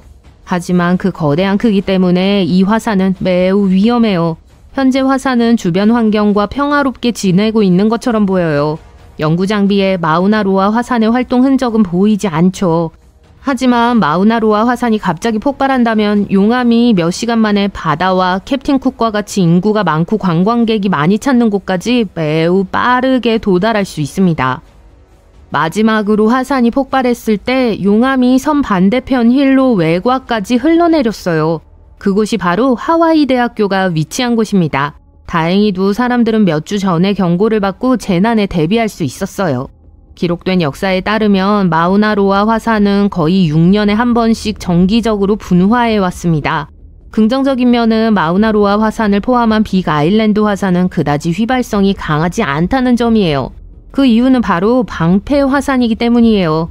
이 화산들은 그다지 높지 않고 땅에 평평하게 놓인 전사의 방패와 닮았다고 해서 그런 이름이 붙었어요.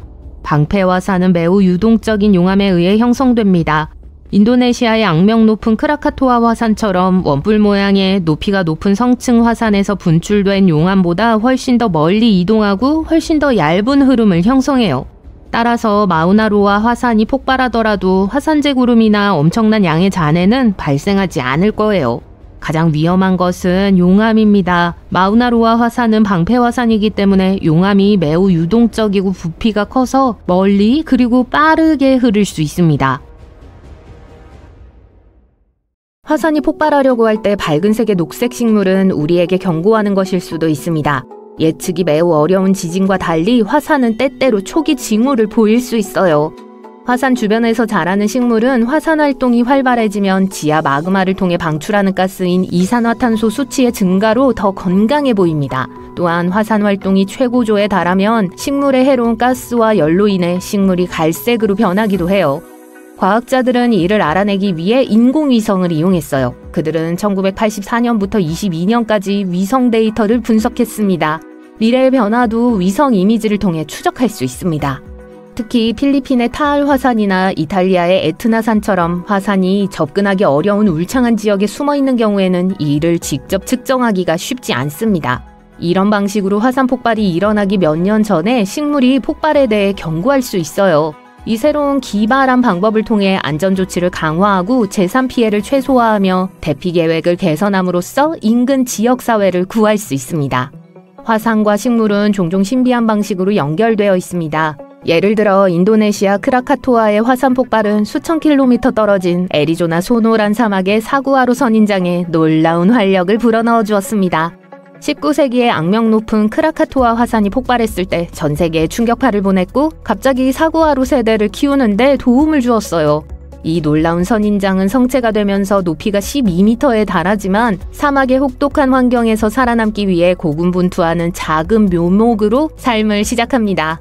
하지만 크라카토아 화산 폭발로 인한 서늘하고 습한 환경 덕분에 사구아로들은 믿을 수 없을 정도로 빠르게 성장할 수 있습니다. 화산 폭발 후에 서늘한 여름과 온화한 겨울은 보통 극심한 더위와 추위로 인해 생존하지 못하는 어린 사구아로에게 완벽한 조건을 만들어줍니다.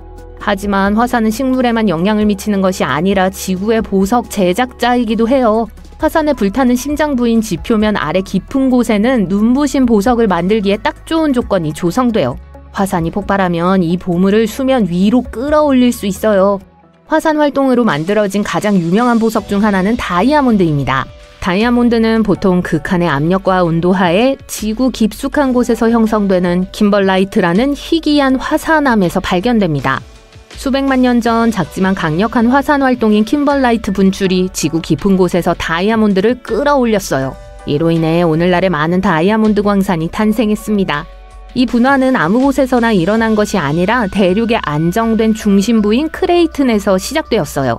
화산은 지하 121km 깊숙한 곳에서 폭발했습니다.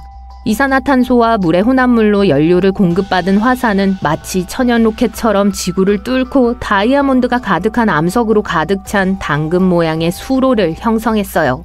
최근 과학자들은 이러한 폭발이 일어나는 이유를 탐구했어요. 그들은 판게아와 같은 고대 초대륙의 분열이 멘틀의 흐름을 방해하여 이러한 화려한 킴벌라이트 분출을 촉발했다고 제안했습니다.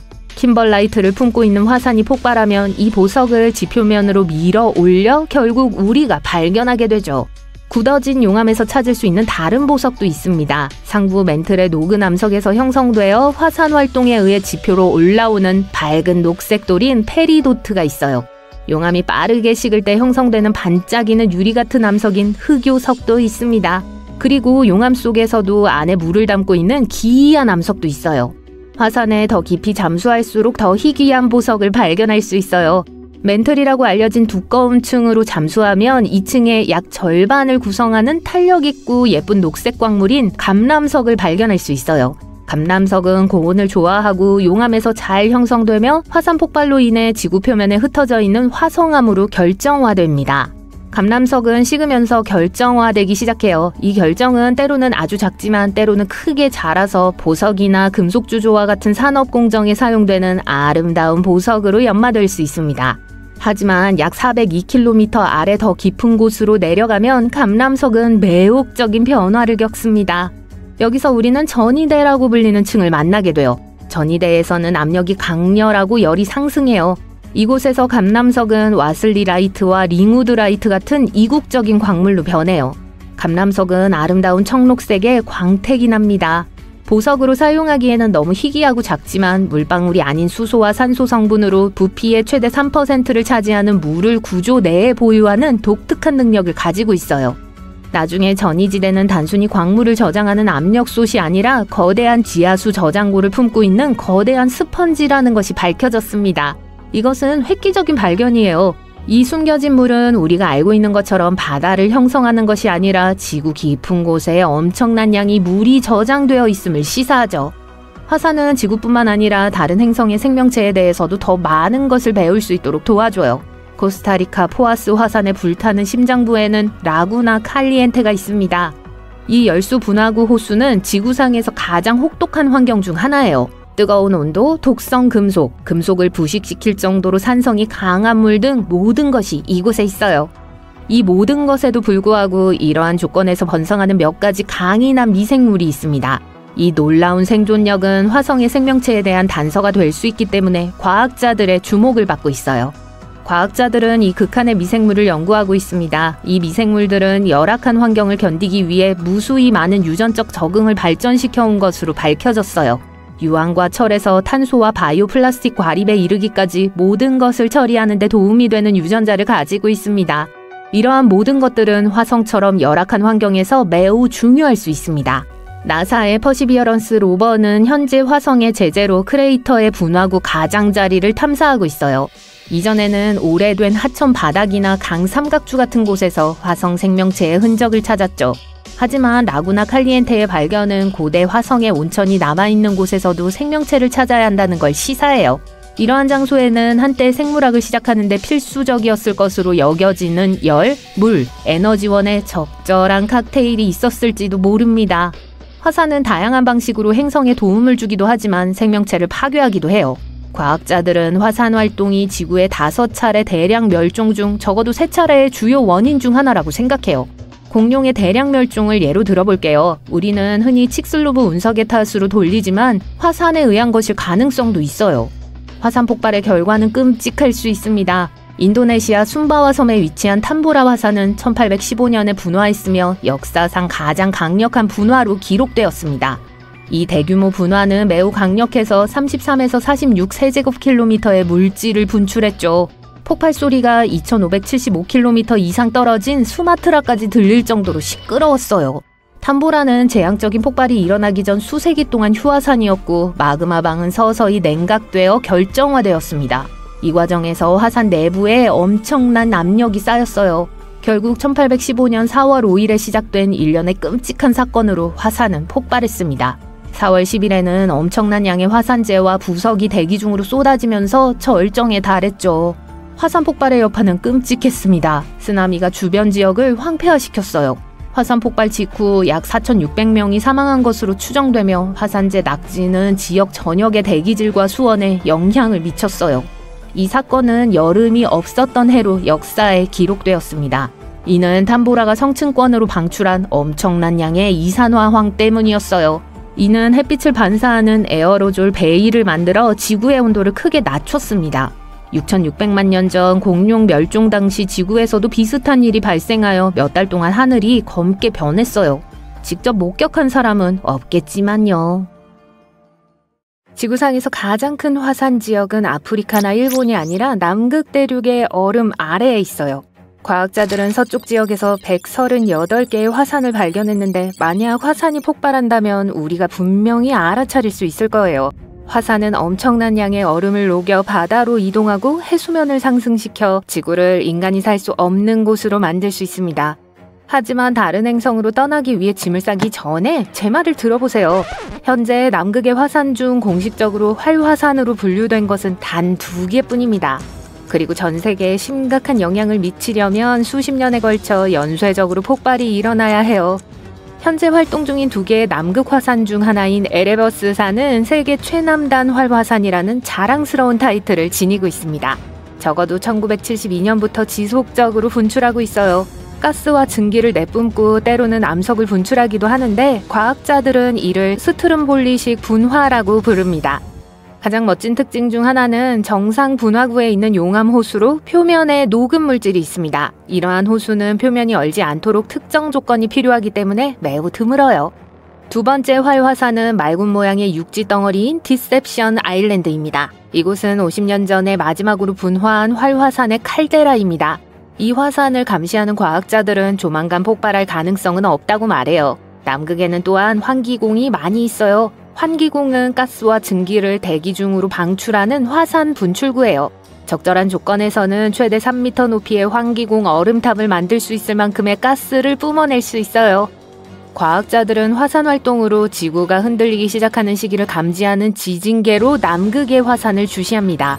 때로는 더 복잡한 기술을 사용하기도 하지만 극지방이 워낙 멀고 접근이 까다롭기 때문에 이 모든 것이 정말 어려워요.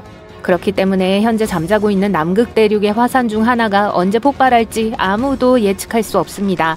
약 2만 년 전의 사건을 분석하면 이 화산이 어떤 모습으로 깨어날지 짐작할 수 있습니다. 그럼 시작해볼까요? 남극에 잠자고 있는 화산 중 하나인 타카해산은 한때 1년의 분화를 일으켜 오존이 풍부한 할로겐을 다량으로 분출했습니다.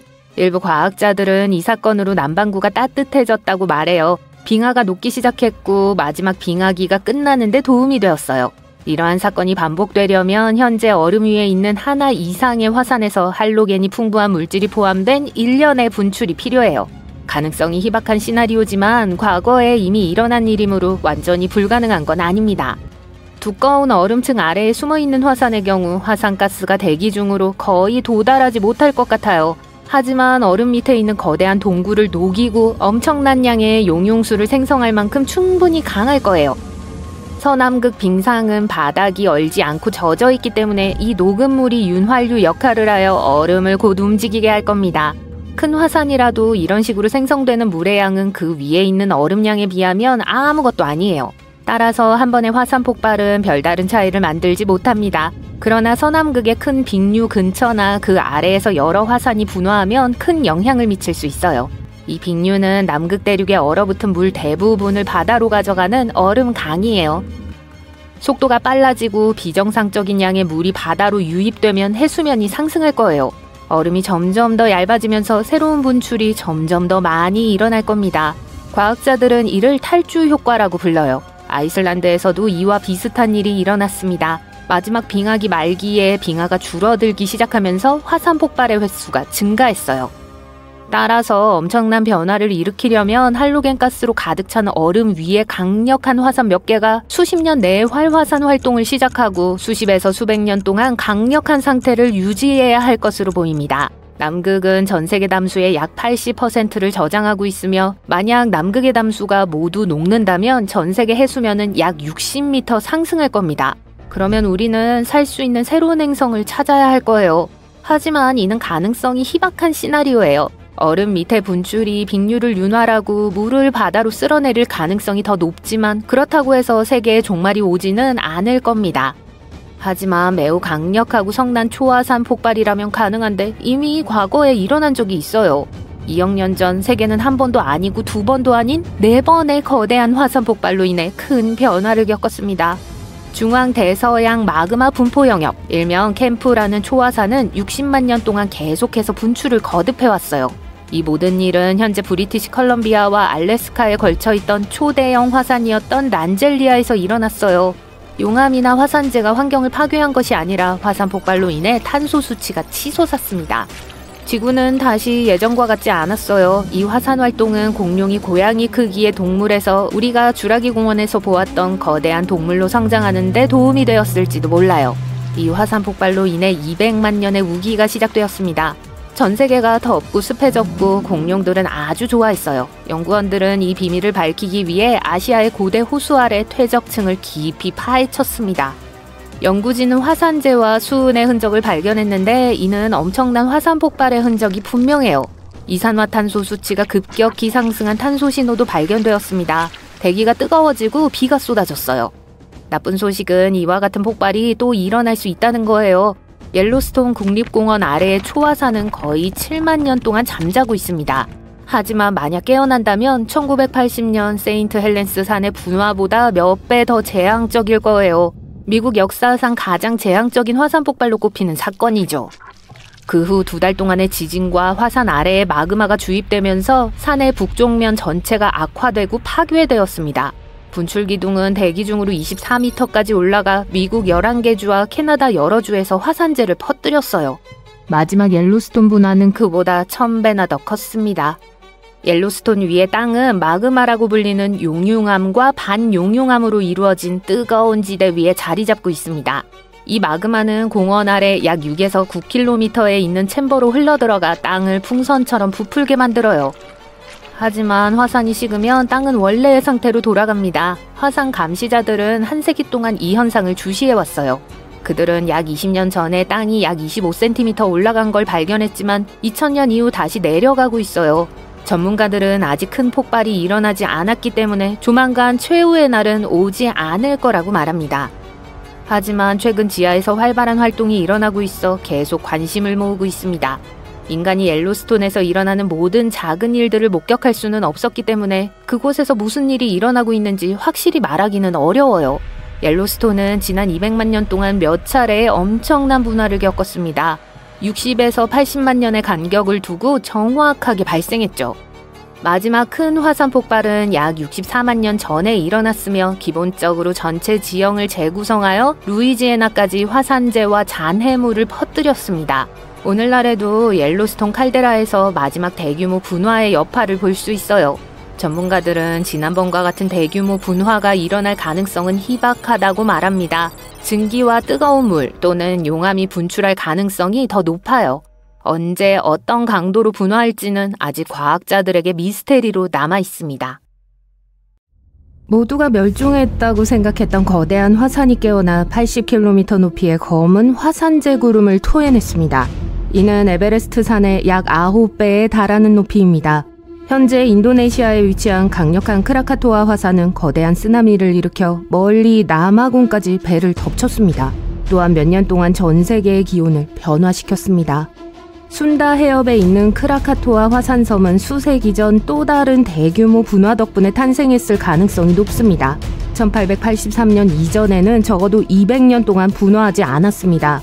따라서 그해 5월의 첫 번째 진동과 폭발은 근처에 사는 사람들에게 큰 충격으로 다가왔습니다. 그 후 붐비는 수로를 항해하던 배들이 화산 위로 화산재 구름을 보고하기 시작했습니다. 한동안 다시 조용해졌지만 여전히 화산재 구름을 볼 수 있었습니다. 화산 폭발은 8월 말에 절정에 달했습니다. 너무 강력해서 섬이 산산조각 났습니다. 목격자들은 약 4,828km 떨어진 호주에서 화산 폭발 소리를 들었습니다. 그들은 그 소음을 무거운 대포의 굉음이라고 묘사했습니다. 어떤 사람들은 지금까지 들은 소리 중 가장 큰 소리였다고 말합니다. 그 후 5일 동안 화산 폭발로 인한 압력파는 지구를 3바퀴 반이나 돌며 여러 대륙의 기압계에서 관측되었습니다. 뜨거운 화산재 산사태가 40km 떨어진 곳까지 무서운 속도로 퍼져나갔습니다. 주변 섬을 파괴하고 36,000명의 목숨을 앗아갔습니다. 화산이 칼데라로 붕괴한 후 발생한 쓰나미로 수만 명이 더 익사했습니다. 자바섬과 수마트라 섬의 해안마을 100곳 이상이 완전히 사라졌습니다. 이 모든 것이 크라카토아 화산 폭발을 기록된 역사상 가장 파괴적인 사건 중 하나로 만들었습니다. 지구의 지각은 지각판이라는 거대한 조각으로 이루어진 퍼즐과 같습니다. 이 판들은 그 아래의 용융층인 멘틀 위에서 서로 끊임없이 미끄러지고 있습니다. 인도네시아는 이른바 서입대의 한가운데에 있습니다. 여기서 인도 호주판은 북쪽으로 이동하면서 아시아판의 일부와 충돌하죠. 해양판이 아래로 내려가면서 열을 받으면 화산 폭발을 위한 완벽한 조건을 갖추게 되어 크라카토아에는 3개의 봉우리가 있는데 각 봉우리는 그 아래에 있는 거대한 마그마방의 출구 역할을 해요. 이전 화산 폭발 당시 파편이 이 출구 중 하나를 막았고 그 아래에 압력이 쌓였어요. 크라카토아가 마침내 폭발했을 때 마그마방이 활짝 열렸어요. 화산 폭발은 이른바 화산겨울로 이어졌어요.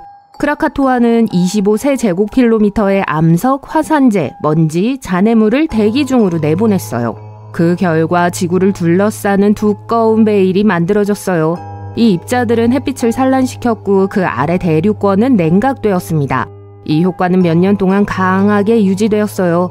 북반구는 평균 기온보다 낮은 기온을 경험했고 일부 지역에서는 여름 기온이 평년 수준으로 오르지 않았어요. 남부 캘리포니아에는 화산 폭발 이후 몇 달 동안 기록적인 강우량을 기록했어요. 그 후 몇 년 동안 세계 곳곳에서 하늘이 어두워졌습니다. 수개월 동안 일몰은 붉은색과 주황색의 장엄한 쇼로 바뀌었죠. 한 천문학자는 이것이 에드바르드 뭉크의 절규를 탄생시킨 영감의 원천이라고 추측했어요. 이 그림은 화산 폭발 후 노르웨이 상공의 하늘이 어떤 모습인지 정확히 보여줍니다. 또한 비숍의 골이라는 희귀한 형태의 후광과 해질녘에는 화산 보라색 빛을 발산했습니다. 크라카토아가 폭발한 후 몇 년 동안 다른 파란색, 때로는 녹색으로 보였어요. 그 이유는 일부 화산재 구름이 붉은 빛을 산란시킬 만큼 큰 입자로 가득 차서 다른 색은 통과시키지 못했기 때문이에요. 심지어 라벤더 태양과 밤에 빛나는 구름을 목격한 사람도 있었어요.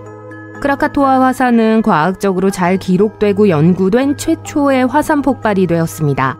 지나가던 배가 화산재 구름을 처음 목격한 순간부터 재앙적인 폭발까지 과학자들은 지질 탐사를 조직했어요. 그들은 화산을 연구하고 화산암 샘플을 수집했습니다. 화산 활동을 이해하는데 유용한 자료가 되었죠. 크라카토아는 붕괴된 칼데라에서 수증기와 잔해가 뿜어져 나오는 것을 발견한 일부 주민들이 있기까지 19세기까지만 해도 잠잠한 상태였어요. 몇 주 만에 새로운 원뿔의 가장자리가 해수면 위로 솟아올랐어요. 1년 후 크라카토아의 아이라는 이름의 작은 섬이 생겼습니다. 화산은 계속 분출하고 있지만 다행히도 심각한 결과는 없었습니다. 지금까지는요. 1815년 4월 탐보라 화산이 대규모 분화를 일으켜 인도네시아 섬바와에 큰 혼란을 일으켰습니다. 화산 폭발로 가옥이 파괴되고 10,000명이 목숨을 잃었죠. 그 여파로 퍼진 질병으로 인해 8만 명이 사망했습니다. 그 해는 여름이 없었던 해로 역사에 남게 되었어요. 춥고 습한 날씨가 유럽과 북미를 예상치 못한 한파에 휩싸이게 했어요. 250년 만에 가장 추운 날씨가 되었어요. 그해 여름 기온이 가장 많이 떨어졌습니다. 농작물이 자라지 않았고 가축도 살아남지 못했으며 기근이 서유럽과 북미를 덮쳤어요. 뉴 잉글랜드에는 여름철에 눈과 혹독한 서리가 내렸습니다. 식량 가격이 올랐어요. 말에게 먹이는 귀리는 사치품이 됐어요. 어떤 사람들은 심지어 이것이 1817년 자전거 발명에 영감을 주었다고 말해요. 과학자들은 초기 데이터와 기후 모델을 사용하여 이 모든 것이 탐보라 화산 폭발 때문인지 확인했습니다. 그들은 데이터를 비슷한 해와 비교했어요. 그 결과 강수량은 거의 같았지만 기온은 훨씬 더 따뜻했다는 걸 알 수 있었어요. 시나리오에 화산을 도입했을 때 여름이 없었던 해에 대한 정확한 데이터를 얻었습니다.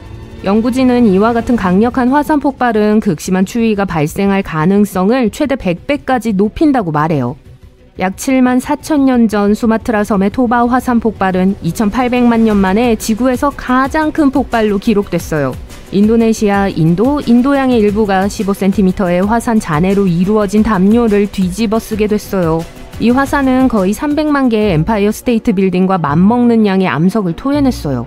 화산이 남긴 분화구는 지금도 우주에서 볼 수 있어요. 화산 폭발로 인해 대기 중으로 분출된 화산재와 화산가스는 햇빛을 부분적으로 차단했습니다. 혹독한 화산 겨울이 시작되어 6년에서 10년 동안 지속되었어요. 일부 인류학자들은 토바 화산 폭발과 현대 인류의 제한적인 유전적 다양성 간의 관계를 발견하기도 해요. 약 7만 4천 년 전, 정확히 토바 화산이 폭발했을 때 인구가 급감했습니다. 그렇기 때문에 모든 현대인은 소수의 생존자 그룹에 뿌리를 두고 있어요. 토바 재앙 이론에 따르면 유럽과 아시아의 초기 인류 대부분은 화산 폭발 후의 기후 혼란을 극복하지 못했다고 해요. 대신 운이 좋고 유전적으로 제한된 몇몇이 아프리카에서 안전한 피난처를 찾았어요. 그러나 고고학 및 고기후 기록은 이 이론에 동의하지 않아요. 리커스 대학교의 벤자민 블랙과 그의 팀은 암호를 풀기 시작했고 우리가 잘못된 기후 렌즈를 통해 들여다보고 있을지도 모른다는 숨겨진 역설을 발견했습니다.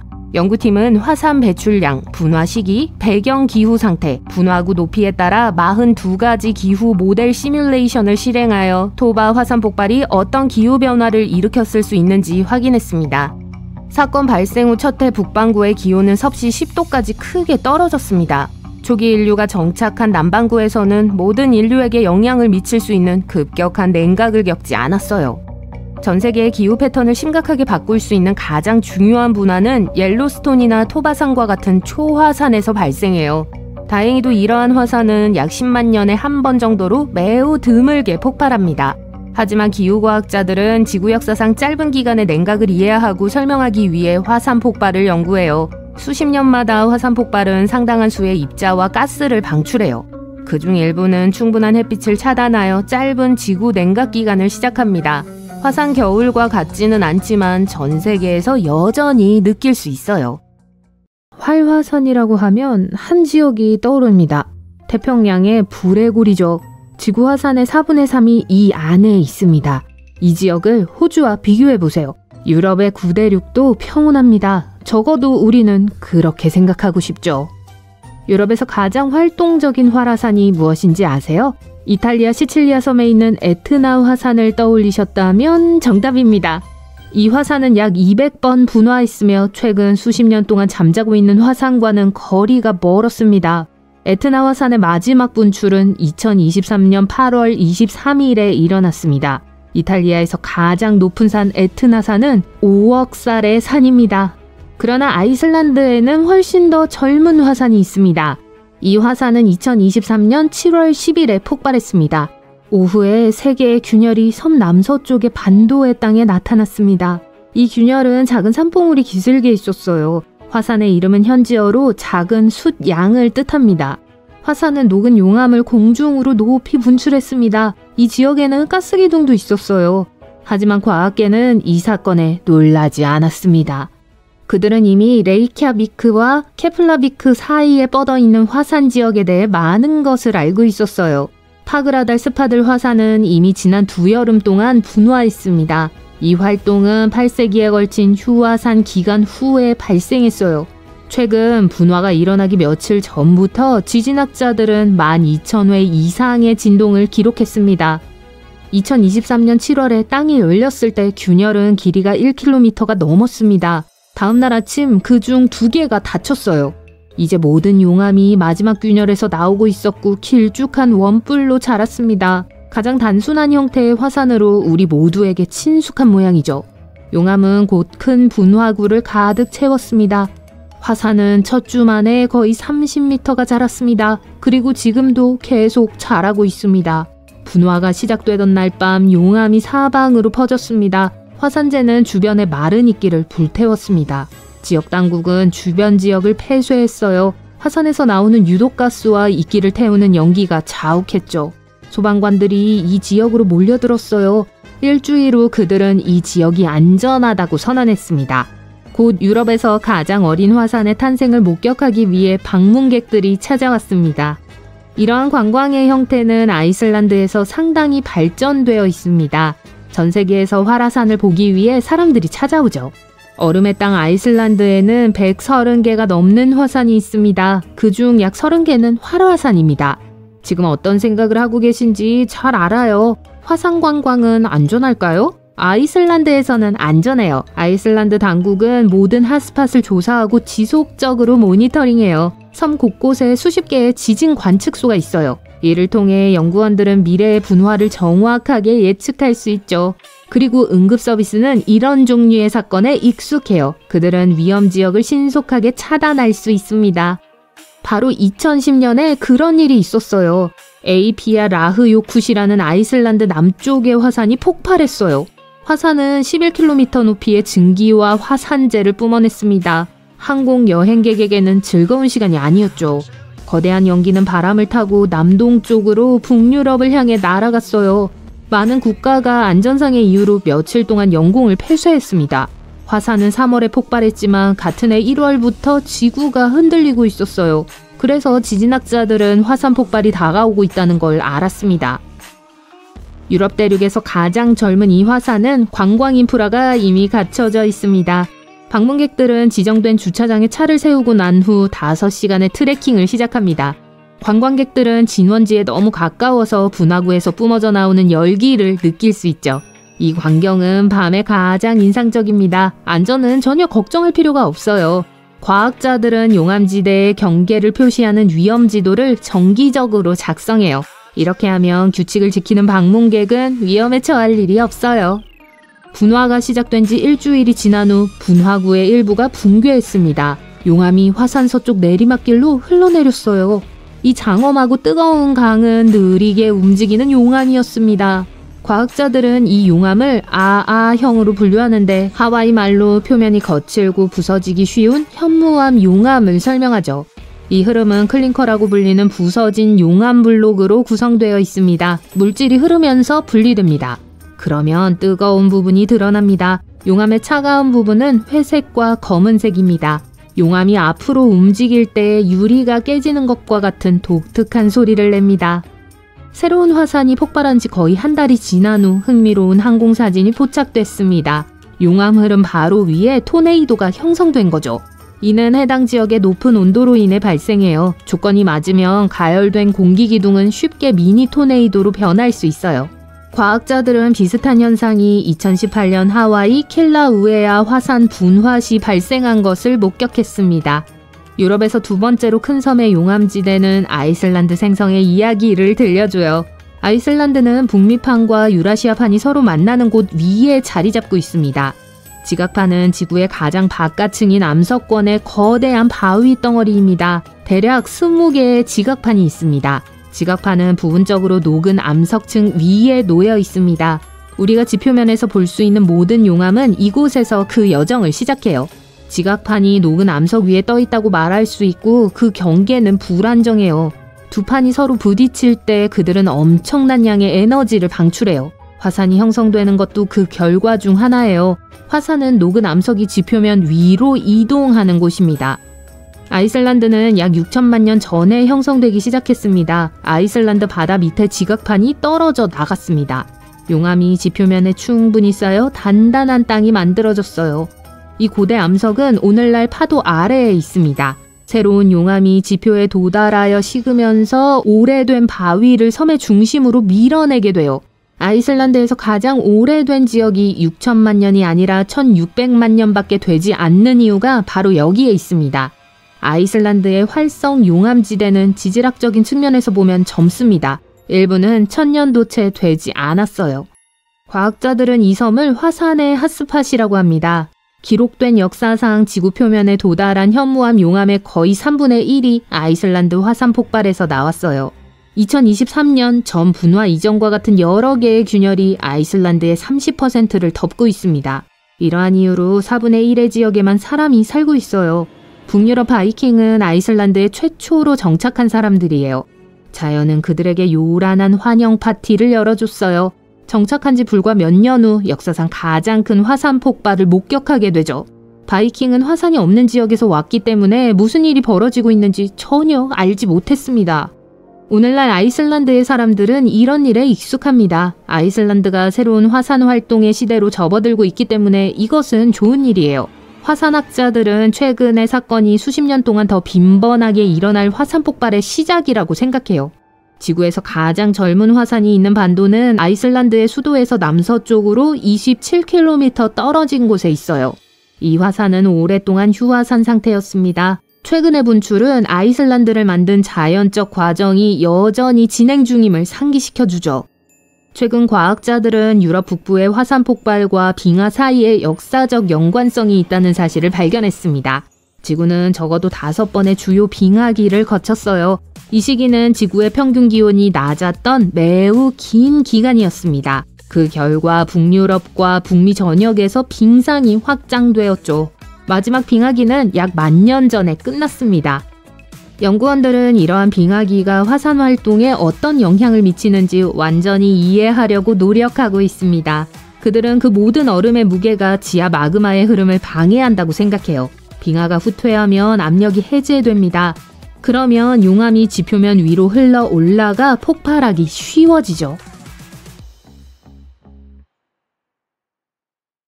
와, 지구 표면이 흔들리고 있어요. 긴 균열이 땅을 갈라놓아요. 용암의 강이 경사면을 따라 빠르게 흘러내리고 있어요. 귀청이 터질 듯한 소음이 공기를 가득 채워요. 바위와 다른 잔해들이 높이 날아오르고 있어요. 화산가스와 화산재 구름이 하늘을 뒤덮어요. 블록버스터 재난영화의 줄거리가 아닙니다. 초화산이 폭발하면 일어날 일들이에요. 하지만 이건 세계에서 가장 큰 화산인 마우나로아가 길고 긴 낮잠을 끝내기로 결정할 때 일어날 시나리오는 아닐 거예요. 2021년에 과학자들은 이 일이 곧 일어날 거라고 확신했어요. 하지만 아직까진 아무 일도 없어요. 화산의 지진 활동도 증가하다가 다시 정상으로 돌아가고 있어요. 하지만 이 거인이 언제 다시 살아날지는 알 수가 없습니다. 그래서 전문가들이 꽤 오랫동안 하와이에서 제일 큰 섬의 지질 활동을 관찰해왔던 거예요. 하와이의 빅 아일랜드는 5개의 화산으로 이루어져 있어요. 지구상에서 가장 활동적인 킬라우에아, 그리고 가장 큰 마우나로아가 포함되어 있죠. 이 거대한 것이 섬 육지 면적의 거의 절반을 이루고 있어요. 그리고 킬라우에아가 하루에 내뿜는 용암을 마우나로아는 20분 안에 토해낼 수 있어요. 1984년에 그렇게 했었거든요. 마우나로아의 동생이 한동안 짜증을 내고 있는 동안 그 거인은 마지막 폭발 이후로 계속 잠을 자고 있습니다. 하지만 아주 최근에 하와이 화산 관측소는 마우나로아 아래에서 200개 이상의 작은 지진을 기록했습니다. 아마 밑에 마그마의 흐름이 증가했다는 걸 의미할 거예요. 잘 잤니? 화산이 깨어나고 있을지도 몰라요. 아니면 말고요. 만약 갑자기 마우나로아가 폭발한다면 용암류는 몇 시간 만에 바다와 캡틴쿡과 같은 인구가 아주 많고 관광객이 많은 곳에 아주 빠르게 도달할 수 있어요. 1984년 마지막으로 화산이 폭발했을 때 용암은 섬의 반대편이 있는 힐로 외곽까지 도달했습니다. 거긴 하와이 대학 캠퍼스가 있는 곳이에요. 다행히도 사람들은 재난에 대비하기 위해 몇 주 동안 경고를 받아왔어요. 요즘 현지인들은 서류와 돈이 든 아주 중요한 물건들이 준비되어 있는 비상 대피용 가방을 가지고 있습니다. 이런 예방 조치는 긴급 대피 시 유용해요. 비록 대부분의 마우나로아 분출이 지금까지는 정상 지역에만 영향을 미쳤지만 그중 몇몇은 용암을 바다에까지 흘려보냈어요. 그리고 다음 폭발은 얼마나 강할지 알 수 없어요. 그럼 지구에서 제일 높은 산은 뭐죠? 에베레스트 산이라고요? 상황에 따라 달라요. 해저에서 정상까지 마우나로아가 유명한 히말라야 봉우리보다 300m 더 높아요. 화산이 너무 커서 말 그대로 깔고 있는 태평양판이 그 무게에 푹 꺼져 있어요. 과학자들은 이 화산 괴물이 폭발할 때 단위당 나오는 용암의 양이 생명을 위협할 거라고 했어요. 기록된 역사 동안 마우나로아는 거의 6년마다 정기적으로 분화하고 있어요. 그리고 화산의 마지막 폭발이 약 40년 전에 일어났지만 과학자들은 다시 일어날 거라고 확신하고 있어요. 자, 제가 처음에 보여드렸던 장면 기억나세요? 안심하셔도 돼요. 마우나로아에서 그런 일은 일어나지 않을 거예요. 문제는 마우나로아를 포함한 빅 아일랜드 화산들은 그렇게 불안하지 않다는 거예요. 순상 화산이기 때문인데요. 이 화산들은 높이가 그리 높지 않고 땅에 평평하게 놓인 전사의 방패를 닮아서 그런 이름이 붙여졌어요. 순상 화산은 아주 유동적인 용암에 의해 형성됩니다. 성층 화산에서 분출된 용암보다 더 멀리 이동하고 훨씬 더 얇은 흐름을 형성해요. 성층 화산은 인도네시아의 악명 높은 크라카타우처럼 원뿔 모양이고 높아요. 그래서 만약 마우나로아가 폭발한다면 혹은 폭발할 때 화산재 구름이나 엄청난 양의 잔해는 없을 거예요. 제일 위험한 게 용암일 거예요. 마우나로아는 순상화산이기 때문에 용암이 매우 유동적이고 부피가 커서 멀리 그리고 빠르게 흐를 수 있어요. 이론상의 분출 지도를 사용해 하와이 화산 관측소 전문가들은 용암류가 흐를 가능성이 있는 표를 만들었습니다. 지진이 높은 비율로 모이는 것에 대해 약간 걱정하고 있어요. 용암이 표면 아래로 이동하고 있다는 걸 의미하거든요. 하루에 500에서 600번의 지진은 경계태세를 강화해야 하는 심각한 이유입니다. 반면 반드시 재앙이나 불가피한 폭발을 의미하는 건 아니에요. 약 10년 전 동시에 발생한 여러 지진은 마우나로아 밑에 무슨 일이 일어나고 있다는 신호를 보냈어요. 하지만 폭발은 일어나지 않았어요. 대신 화산 절반이 남쪽으로 약간 이동했어요. 이런 식으로 표면 아래에 머물 수 있는 충분한 공간을 만들어서 아마 마그마에게 더 많은 공간을 만들어 주었을 거예요. 이제 영상 시작 부분에서 보았던 재앙적인 폭발로 돌아가 볼게요. 이건 초화산이 폭발하면 종종 일어나는 일이에요. 이 화산들은 기록된 가장 큰 수치인 화산 폭발 지수 8로 적어도 한 번은 폭발한 적이 있는 화산이에요. 초화산은 원뿔이 전혀 없고 종종 아주 커요. 칼데라를 남기면서 한때 불타오른 전형적인 거대한 마그마 챔버의 잔해이기 때문이죠. 이건 주로 뜨거운 곳에서 발견되어 초화산은 초특급 분화를 일으킬 수 있어요. 그리고 초특급 분화가 일어나면 1000입방킬로미터 이상의 재, 녹은 바위, 뜨거운 가스를 공중으로 불어 올려요. 다시 말해 4번의 초특급 분화가 그랜드 캐니언을 넘치도록 채울 수 있다는 거예요. 초화산은 거대한 양의 타는 듯이 뜨거운 마그마가 깊은 지하에서 탈출하려고 할 때 형성됩니다. 이 마그마는 지표면 가까이까지 올라오지만 지각은 뚫지 못해요. 그래서 거대하고 가압된 보글거리는 마그마 웅덩이가 불과 몇 킬로미터 깊이에서 모이는 거예요. 더 많은 마그마가 표면에 도달하려고 하기 때문에 압력이 계속 증가해요. 그러다가 펑! 초특급 분화가 일어나요. 가장 최근의 특급 분화는 뉴질랜드에서 일어났어요. 제가 최근이라고 한 건 약 26,500년 전을 의미해요. 전 그때 없었어요. 그때 타우포 호수 표면 아래에 있던 초화산이 1252방킬로미터의 화산재와 부석을 공중으로 분출했습니다. 기자의 피라미드 50만 개가 동시에 날아오른다고 상상해보세요. 그만큼 폭발력이 대단했던 거죠. 하지만 폭발에 대해 제일 흥미롭고 혼란스러운 건 타우포 화산은 다른 화산들처럼 단순히 폭발하지 않았단 거예요. 처음에는 모든 게 평소처럼 진행되고 있었어요. 518평방킬로미터 이상의 마그마가 표면 아래에 쌓였고 압력은 점점 더 높아지고 있었죠.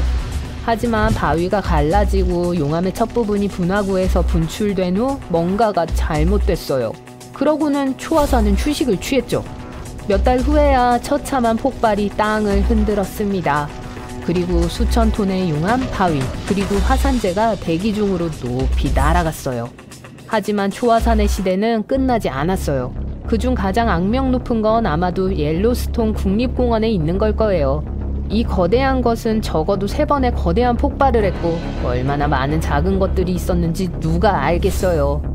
만약 이 괴물이 210만 년 전처럼 강력하게 폭발한다면 2452방킬로미터 이상의 붉고 뜨거운 물질을 뱉어낼 거예요. 제가 이 양이 워싱턴 DC에 있는 국회의사당 원형홀 6,500만 개를 합친 것과 맞먹는다고 하면 아마 더 생생하게 상상하실 수 있을 거예요. 어쨌든 과학자들은 옐로스톤이 요즘 어떠한 위험도 나타내지 않고 있다고 확신하고 있어요. 분출이 일어나려면 내부의 마그마가 적어도 50%는 녹아야 해요. 옐로스톤 칼데라의 경우 이 수치는 5에서 15%에 불과해요. 하지만 물론 옐로스톤이 지구상의 유일한 초화산은 아닙니다. 여러분이 이미 아는 뉴질랜드의 타우포, 일본의 아이라 칼데라, 캘리포니아의 롱밸리, 인도네시아의 토바, 이 중 어느 것이라도 언젠가 초특급 분화를 일으킬 수 있어요. 또 한 번도 초특급 분출을 일으키지 않아 아직 그 이름에 부응하지 못한 소위 초화산들도 몇 개 있어요. 예를 들어 1883년 인도네시아의 크라카타우 화산이 폭발했어요. 화산 폭발의 힘이 화산의 벽을 찢어 열었죠. 그리고 차가운 바닷물이 녹은 내부로 밀려 들어갔어요. 온도 차이로 화산은 귀청이 터질 듯한 폭발음과 함께 폭발했습니다. 분명 3218km 떨어진 호주에서도 들렸을 거예요. 이 폭발음은 역사상 가장 큰 소리라는 타이틀을 얻었습니다. 그런데 비록 이 사건의 결과는 정말로 재앙적이었지만 초특급 분화로 불릴 만큼 강력하지는 않은 걸로 드러났어요.